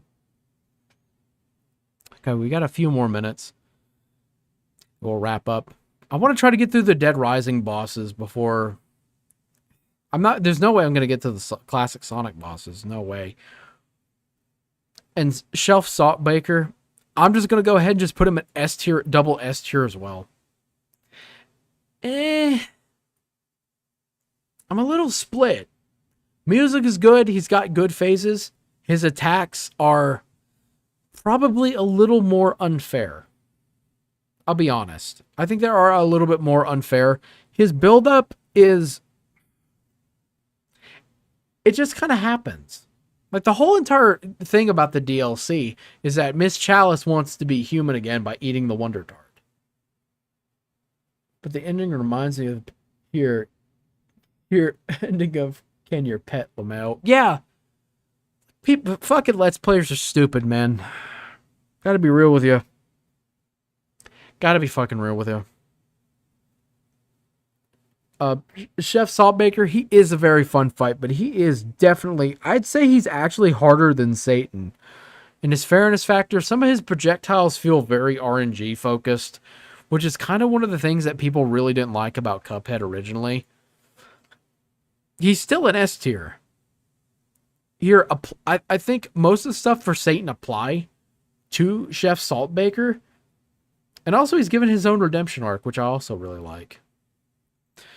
His animations, and the same thing goes with Satan, they're fucking top-notch. I'm just trying to power through, because I know that I wanted to get the Dead Rising bosses. Let's talk about Spees. Oh boy. A license game. So this is the general from the... I'm going to talk about mainly the Xbox version of Spy vs. Spy. Fun fact, they actually wanted to go through and remaster this game, and they had to cancel it because the company who owns the original software that the game runs on, I think it was them or Mad themselves own the copyright, and it just basically cock-blocked them from actually doing it. And I like this game. I view this game as like really underappreciated. It's not perfect by any means. But it is a fun little puzzle action adventure type of game. Like, it actually is a pretty fun game. But is the general a fun fight? For the first parts of the fight, he is invincible. Basically, the whole point of the game is that he's trying to get a doomsday device to destroy the world. You fight him once in the volcano lair, and you have to go through all these different levels to get his secret plans and take out his other spy agents that are just fucking shit up, funding the project, and just being annoying nuisances, just getting in your way. You fight him in the volcanic lair, and eventually you shoot up into space through Area 51. You go to a space station, you tear the shit out of it, you kill the enemy spy, whether you pick black or white, doesn't fucking matter, they're both the same. And then you fight this asshole. And he's invincible for the first part of the fight. Does a shitload of damage. His weapon is completely unattainable. It's exclusive to him and him alone. And he had to jump over and hit a bunch of switches and destroy his little side minion robots. This disables his shield, and you can finally attack him, and he just barrages you with the attacks. If you just strafe left and right, he can't really hit you, and the fight just kind of ends. I'd say C tier. C tier is just really populated. But that's what happens whenever most of the games you played in your youth are all licensed shovelware shit. But to be fair, this game is actually pretty good. And I hope one day they'll actually remake it. Because there's a lot of things from the original beta that I really like to see. Like the robot spy and the gray spy should have been a thing, not just red and blue. It's not fucking TF2. Like, come on. Okay. We're talking about Beavis and Butthead for the Super Nintendo now. More licensed shit. So this is Billy Bob. If you watch the early episodes of Beavis and Butthead, then you probably recognize this dude. He's the dude who, in the main episode where they buy guns or they go and shoot guns, they shoot down a fucking airplane full of people and then just leave them to just be in the airplane. Just a dick move. A real dick move. He's that guy. He's also the fat guy who has like 7 colonoscopies or whatever. Or coronaries. Yeah, coronaries. I don't know why I'm thinking colonoscopies. I'd be fucked up. These are really popular. Yeah, again, licensed shovelware. This is some of the shit I grew up with. To be fair, some of these games aren't bad. It's just that the bosses just kind of suck. Again, they're like afterthoughts. So, you can fight him you can fight the levels in any order. The entire point of the game follows the Genesis version, kind of, where you want to get to a Guar concert. Which is pretty cool. Soundtrack for the game is pretty good. Low-key pretty underappreciated for the Super Nintendo version. The Genesis version has no bosses, which is why I didn't include them here. And you can fight them in any order. You can jump straight into the mall, which is supposed to be one of the second to last level of the game. But you can do them in any order. But I picked him because chronologically, because there is a chronological chain of events. You go through the high school first, and you beat up Todd and Earl in a game of chicken. You go through the streets of Highland, and you throw shit at fucking Tom Anderson and steal his chainsaws. You go through the hospital, and then you fight this nurse with a thick ass. 2 characters were, at some point and click game. If Beavis and Butthead Virtual Stupidity had a boss fight, I'd definitely include it because I fucking love that game. That's like one of the best Beavis and Butthead games that we have. And it's a point and click adventure. It's awesome. It's fucking hilarious. There are times I watch some of that shit on YouTube and I just can't help but fucking laugh at how absurd it is. Ugh. Anyway, Billy Bob, he has like 2 attacks. He jumps at you, slams his ass on the ground. He hits you with his wiener. You can't see it. He's holding just a big ass like sausage. Because he's fat. That's his whole thing. When he stops on the ground, potted plants fall and they can hurt you. He fights like a slightly harder version of the nurse earlier in the game. There's really not much else to him.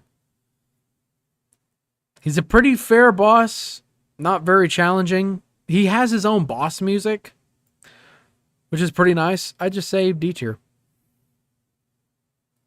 Actually, when I want to, when I want to move him up to C, I think I'll do it. I'll move him up to C tier. He's fine to fight. He's inoffensive. He's all right.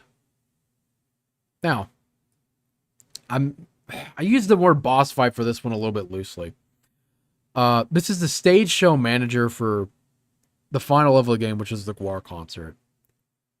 So the final portion of the game, you have to, it's a side-scrolling level that's pretty flat and boring, which already hurts the boss itself, which isn't really a boss. It's the stage director who comes at you and is trying to stop you from getting to the far end of the stage to see the Guar concert. He just shows up. There's no build up to him.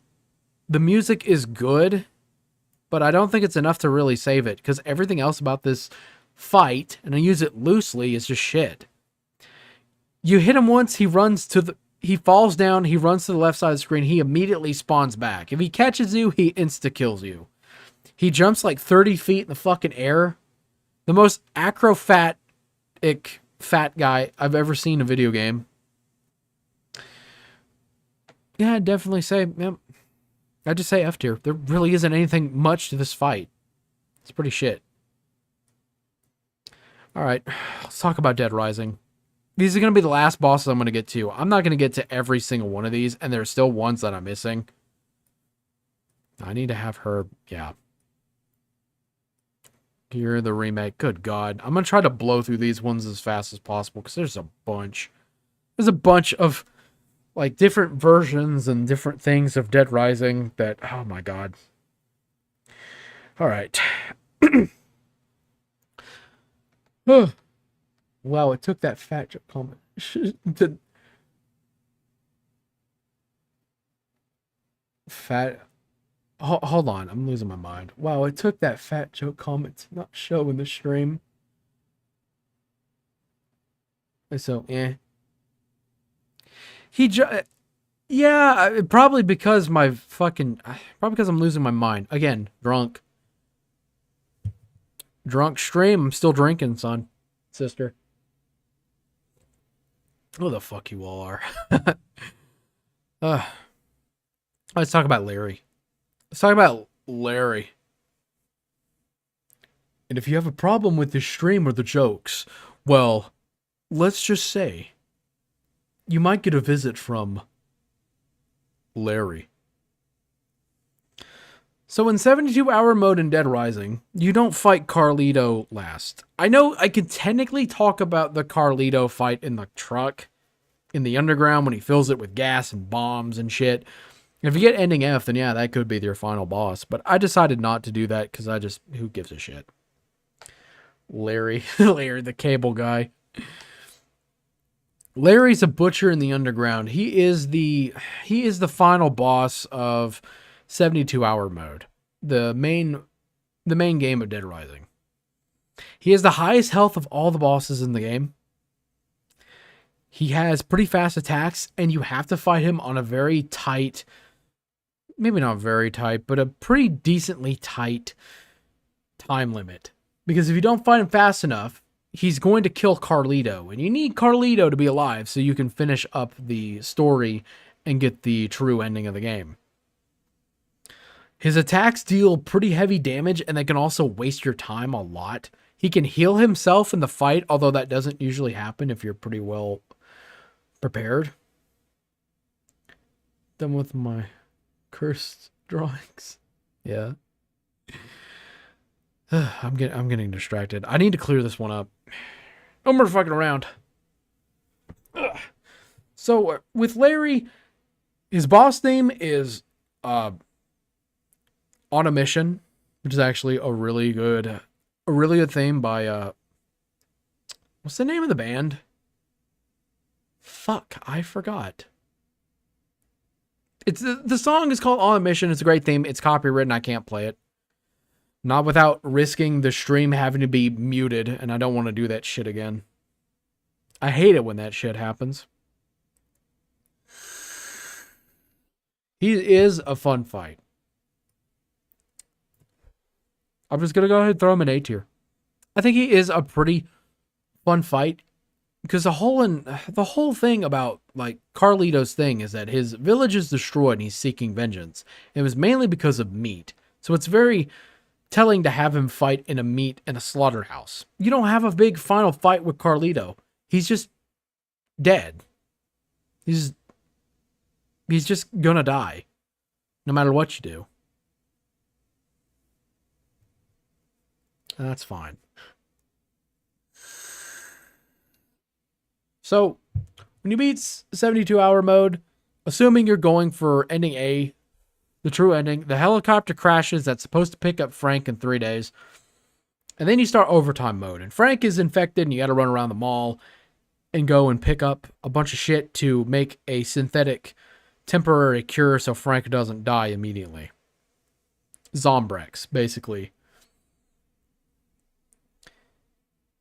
So they come up with a plan to escape through the underground with this thing that is never, with this gas that makes the zombies get away from them. It's never brought up in the series ever again. You steal a convoy or a machine gun truck, whatever you call it. I don't give a fuck. And you start your fight with Brock, the special forces leader who was in charge of the Santa Cabeza cleanup operation that drove Carlito to insanity, along with Isabel to a bit of a lesser extent. What's unique about this boss? Hostile Groove. There you go. Thank you. It was on the tip of my tongue and I couldn't fucking remember. I was thinking Life Seeker. The guys who did Gongaroo, the convicts theme. I don't know why. Drunk. I need more beer, obviously. That's good beer. That's going to make the stream better. So Brock. You don't fight him with weapons. You're supposed to fight him with fists. He has an instant kill move. His boss theme is fine. It's an alright little theme. You fight him on top of a tank surrounded by zombies. He laughs at you. I already said he has an instant kill move. If you're not fast enough with your fucking, with your little thumbstick, he'll snap Frank's neck and kill him if he grabs him. So, Rank Vapor is godless. If I had your picture, I'd put you in here. Just to be fun, but I don't want to fuck up the rest of the stream. I'm trying to blow through the rest of this because I'm pretty much mostly done with the stream. Now, there's 2 easy ways to cheese this fight, and this is what actually hurts his ranking. Is that if you make a bunch of mixed drinks, like Spitfire and Energizer, and you're fast enough with the tank session where you shoot at the tank, because I didn't mention that. You actually do use the turret and shoot at the tank's lights and its defenses and offensive things to keep it from killing you and Isabel. Mainly you and Frank, because you're actually Isabel on the turret. Need is ice cream or a sandwich, lol. I'm on keto. I can't have ice cream. The beer I'm drinking is low carb, by the way. These are 16 fluid ounce too. I'm on my second one. I'm almost halfway through this one. I'm still not as trash as Fish gets. I can actually hold my fucking alcohol. Okay, no drama stuff. All right, let's focus. Now, that's one way to beat it. You just spit at him to death and he just dies. You can just cheese the fight that way. Really easy. Or you can just spam the jump kick. Now, the thing is, Brock is unique because 90% of the attacks you do to him, he'll block it. He actually doesn't have that much health. Frank at level 50 has over 12,000 HP. Brock only has 1,000, but because Brock blocks most of your fucking tongue twister, Brock blocks most of your attacks. He's a rock.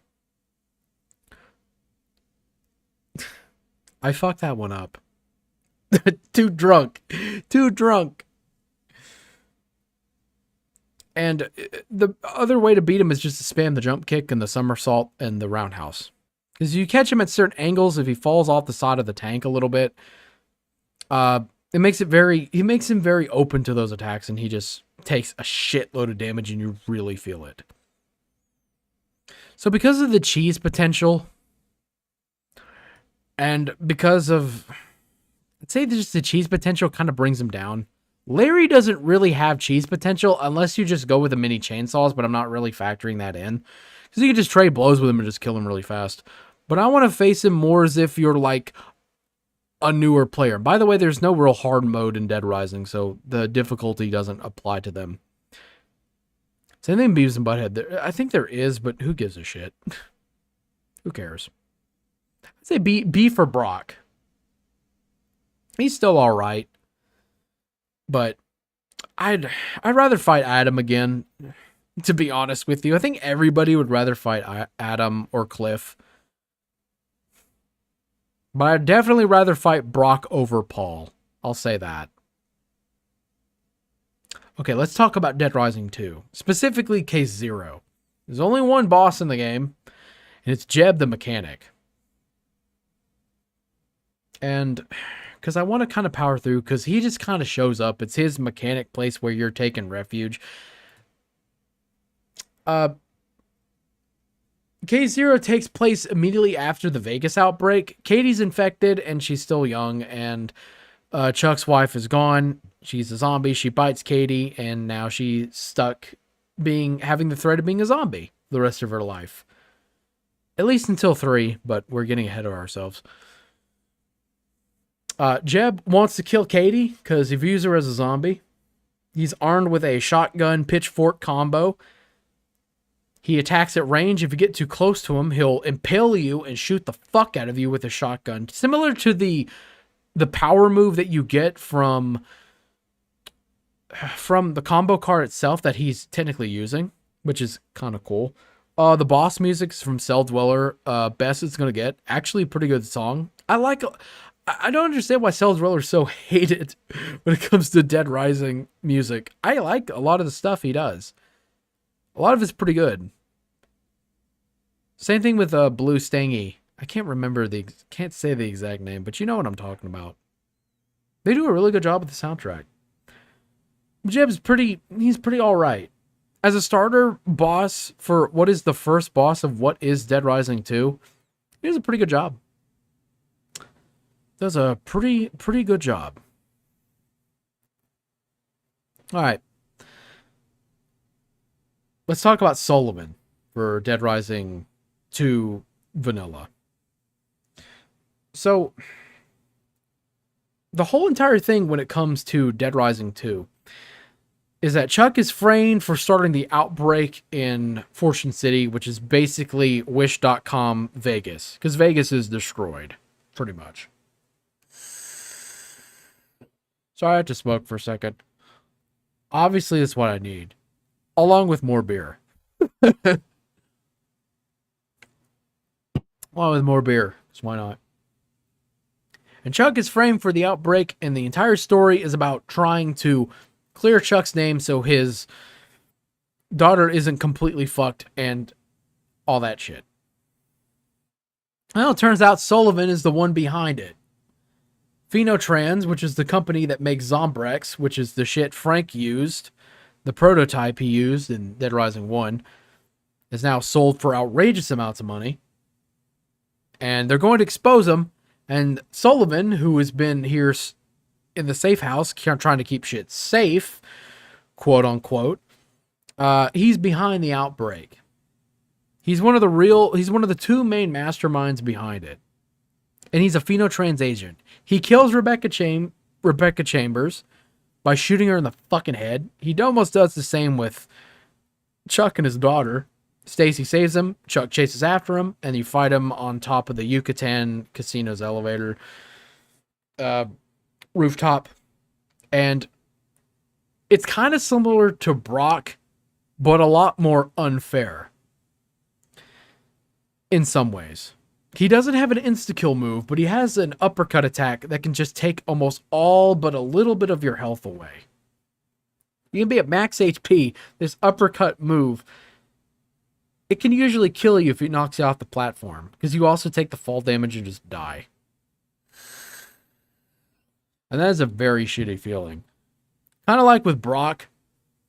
The game discourages you from fighting him with like any weapon you have. He doesn't take much damage from any of the guns you get, like the 6-shooter or the assault rifles. He doesn't take much damage at all. He brushes it off. The combo cards, if you try to attack him with them, he'll disarm you and send them flying into the fucking stratosphere, because that's fair. He's mostly a boss you have to fight with fists. If you try to attack him whenever he's up on the perch and you're down low trying to shoot at him, his gun deals a shitload of damage. So that's not really an option. You have to fight him man to man.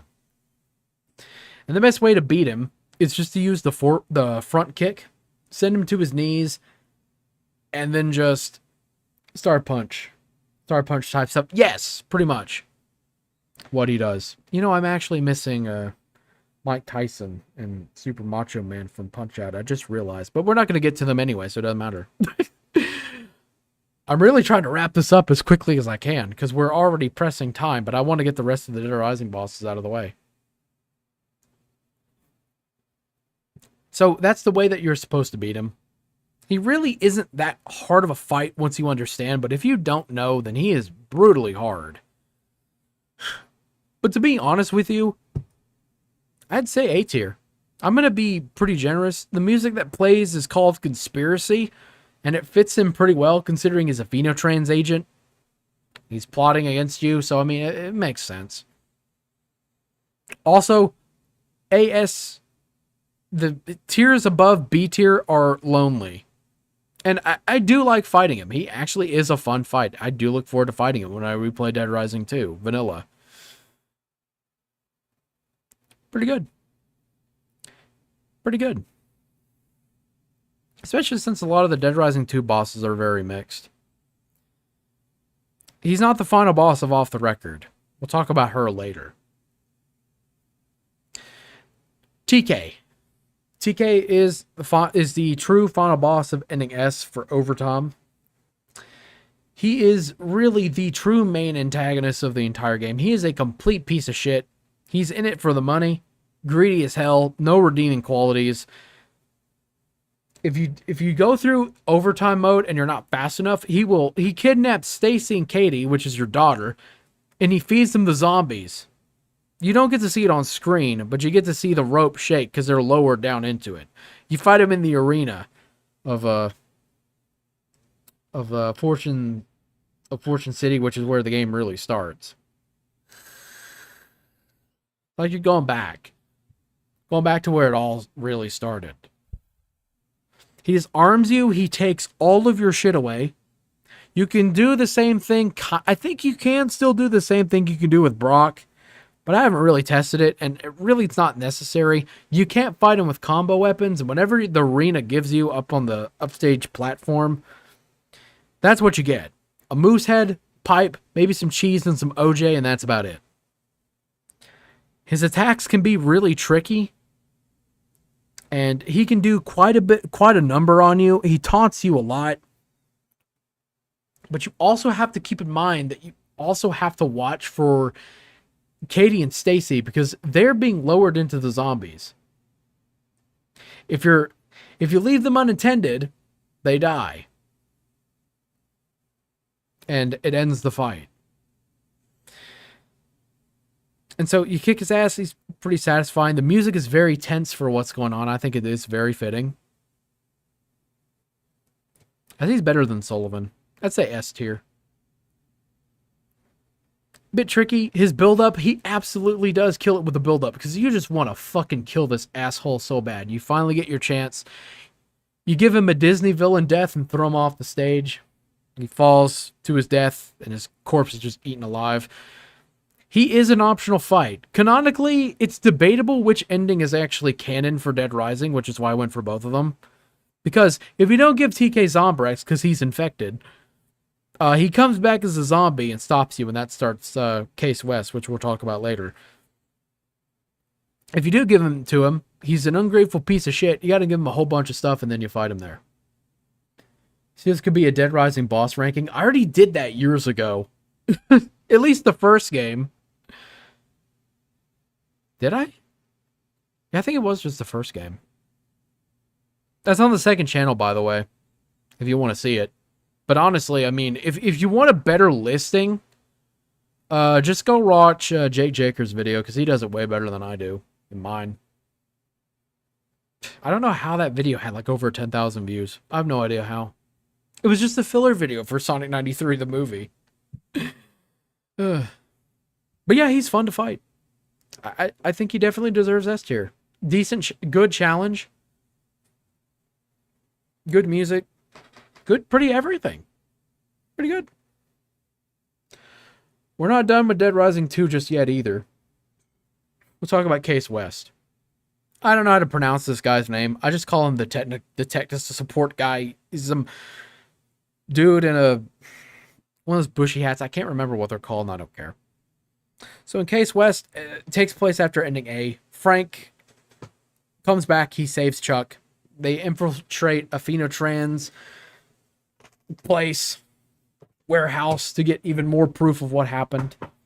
And they realize the truth about the Zombrex. They're lying. It's not made from synthetic. They're made from people, which is why the outbreaks happen. Which is why they happen. There's a cure out there, and you're not going to get it. As confirmed. And you got to kick this guy's ass. He's beefy as fuck. I can't remember his name. It's impronounceable. Hunjar, I think is his name. He shows up with 2 impact hammers. He has probably one of the largest health pools aside from Stacy's robot, which we'll talk about next. That's off the record. He doesn't really have any true buildup unless you read the comics. Music is okay, I guess. I'm not too crazy about it. I'll be generous to say A tier. He actually is a fun boss to fight. He is a really good challenge. A good conclusion to the canonical, I guess you could say, Dead Rising 2 story. He does his job pretty well. Okay, we're talking about boss I fucking hate. We're going to start with the ones I really don't like. Stacy. Stacy is off the record is more from not Chuck's perspective. It's from Frank's perspective. As if all in Frank's head, none of it is canon. None of it matters. Chuck is a boss. You kick his ass and kill him. Katie is dead. But then you have Chuck as a companion, and then you fight Adam McIntyre's brother, who is a midget. It's a fucking weird game. But weirdly enough, it's actually actually considered one of the best Dead Rising games in the series. But what about the final boss? She good? I gotta be honest here. This feels like a boss fight you would face in like a Mario game with a Dead Rising aesthetic, to be honest with you. She slams her giant robot claws on the ground. Because in this game, she's the Phenotrans agent, not Sullivan. Sullivan's a good guy. And you attack it, you break it, you damage the robot, and then for the third phase, you get on top and you do quick time events to beat Stacy. And it's satisfying to beat this cunt up, too. This game, she's completely fucking unlikable. She's a bitch. She's supposed to be helping you save people, and then she just gets people killed. Alternate timeline. Yeah, kind of. It's all in Frank's head. None of it is canon. It doesn't, nothing here matters. It's not like some kind of, it's kind of a what if, but it's barely that. I just kind of consider it like a director's cut of Dead Rising 2, but it's Frank with some extra bells and whistles. And some of the combo cards from Case West. All but a few of them, I think. A lot of rebalancing too, because Dead Rising 2 had some really weird balancing decisions. If you play off the record and then play the original Dead Rising 2, you'll understand what I'm talking about. Some of the bosses are just brutal. When it comes to Stacy, though, the music just isn't that great. It just sounds like generic dubstep. It's probably one of the worst themes. One of the worst boss themes in the series, to be honest with you. That really hurts. Just the fight feels really generic. It's like grand spectacle. And I know it's in Frank's head, so it's kind of like his ego is like, yeah, I beat up a giant robot with like a ninja sword and some pipes and OJ. It's like, I wouldn't say D tier. That's way too rough. It's a toss up between C and B tier, to be honest with you. I think I'll throw her bitch ass a bone. I'll say B tier. She's fine, I guess. I don't really look forward to fighting her, but I know some people actually like fighting her boss fight. I'll throw the bone. She can be fun sometimes if you're smashed like I am. It's like, yeah, this is kind of fun.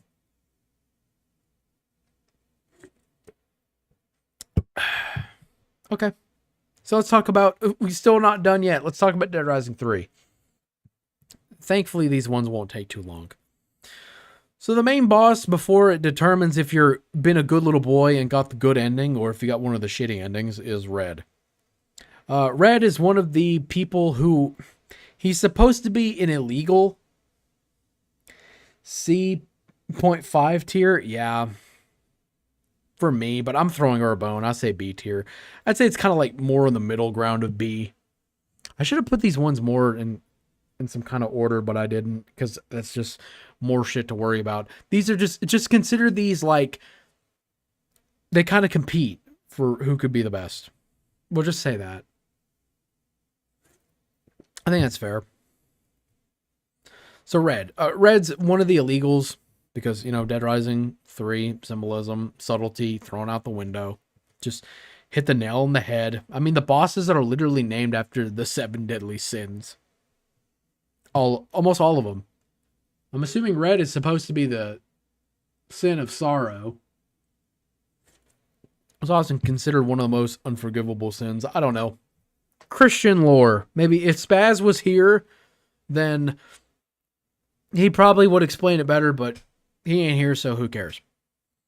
Red, he kidnaps Katie, which is Anne, and Isabel, who comes back because Nick, who is our protagonist, is the cure to the zombie outbreak. And Nick wants to claim the money for himself because he's a piece of shit. He's an opportunistic cunt. He fights you in a crane. You shoot the parts of the crane, you disable it, and then you get down and you have a fight with him. The rest of the Dead Rising final bosses, and this goes the same for the guy next, which we'll talk about later, they usually force you to get rid of the things that you've been using throughout the game to win. Like the overpowered weapons in Dead Rising 1 or the combo cards in 2. And the same thing goes for Off the Record as well. I didn't mention this, but TK stays in S tier for Off the Record as well because he is the true final boss of that game as well. Presents Wrath. Well, the Wrath boss is fought early on in the game. He's the Japanese guy you fight in the Garden of Peace or whatever the fuck it's called. So, yeah, that one's already dealt with. He's something else. That's why he's not one of them. He could just be all of them combined in one. I don't know. Who cares? He ain't lustful, that's for sure.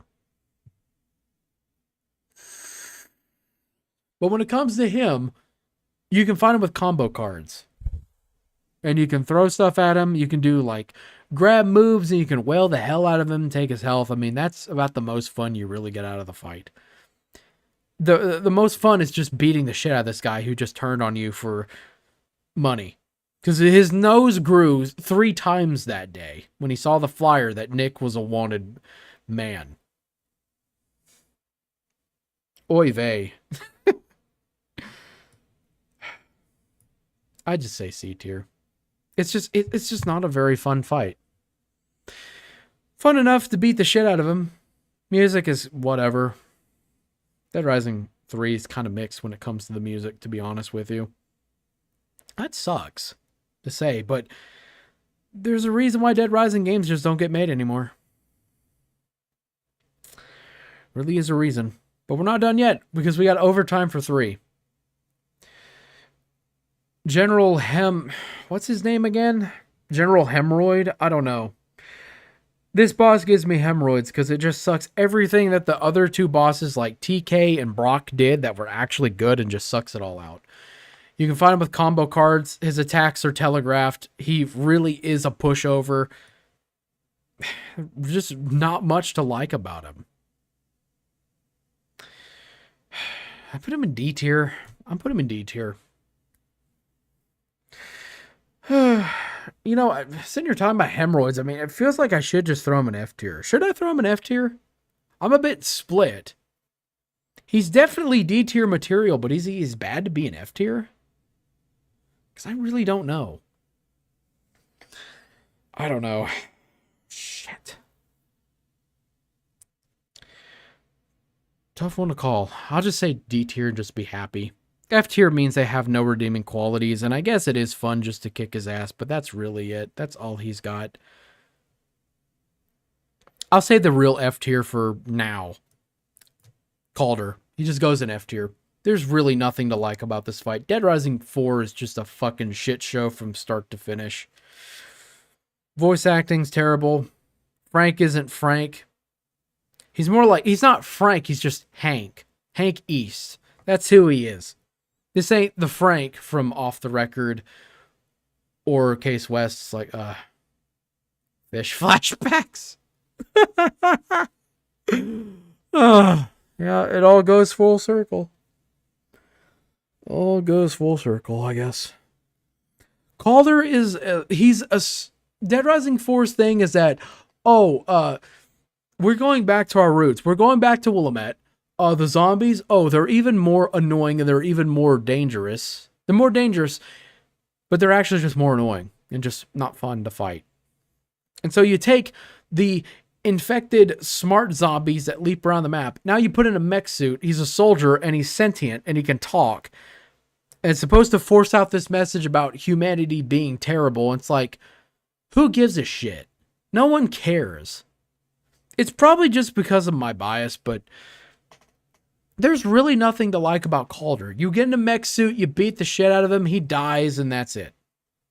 He destroys Frank's camera, but the SD card was taken out of it, and who cares?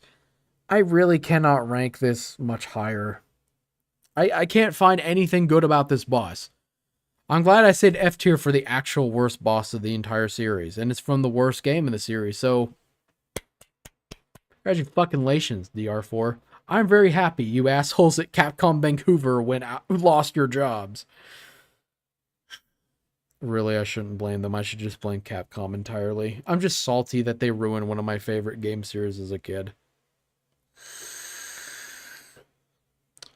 But we're not done yet because we got one more, and then we're going to wrap up the stream. I've been here long enough. Brock. This is from the remake. Now, the remake actually fights a lot different from the Brock you face in the normal vanilla game on the 360 and the PC ports of it. He fights more like the Wii version, which the Wii version of Chop Till You Drop, I didn't bring into this one because I'm going to talk about it here because they both play about the same. And Larry stays in A tier as well for that game as well, just so we're clear. The way that Brock is fought is that you actually fight him with quick time events.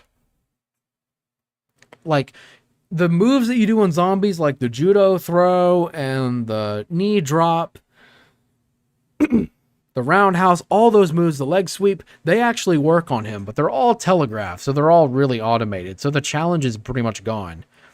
And the way that you finish him off is that you finish him off with disembowel. Just like in the Wii version. And I didn't talk about how he dies in that version. I didn't talk about how fucking Sullivan died either. He falls backwards into the zombies, pressuring the tank, and he gets torn apart. And Sullivan, whenever he dies, he tries to activate a parachute till he can fly away. Chuck attaches some cuffs to him, and it tears him apart. When the plane cuts it, he just dies. He's fucked. Torn in half. Which is what the thumbnail shows. He's torn in half. That's what happened. That's awesome. But Brock, when it comes to the remake, it's more or less just kind of a thing to acknowledge that the Wii version of Dead Rising exists. That's about it.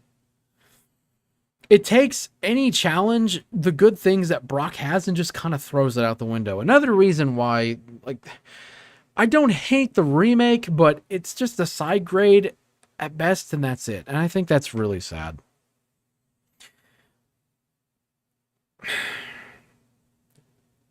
I can't rank him in C tier. The more I talk about it, I just throw him in D tier. Music's still fine. It's a remix version of it, but I mean, it's fine. It's kind of fun to fight him, but that's really it.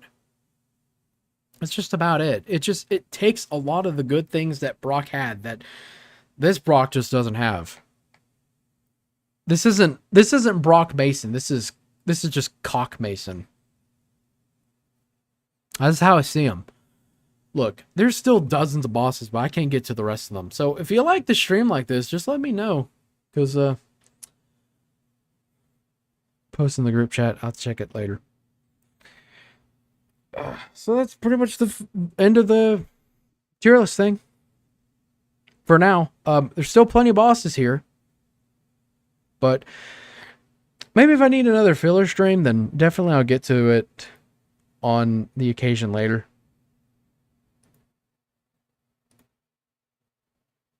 God, I'm fucking tired. But this was fun. I had fun doing it. I'll be all did too. Maybe this is a nice little nostalgia bender for some of you. I know that some of these games are a little more obscure. Or just, you know, you might not just remember them, but maybe we'll get to that.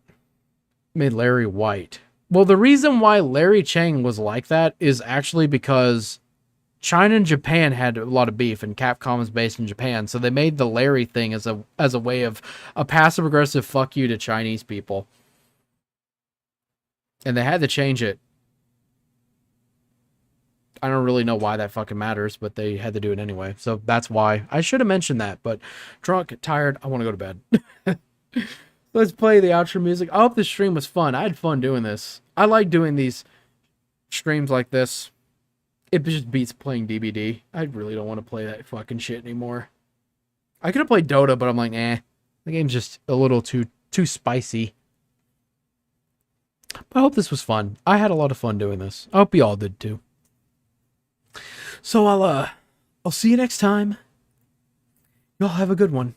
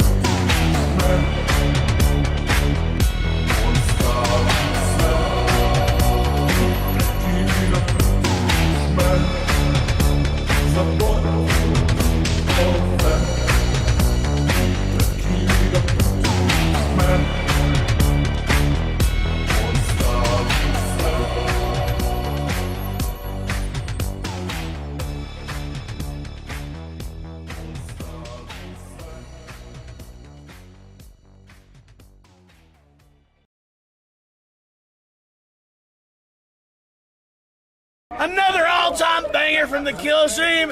Thank you, ladies and gentlemen.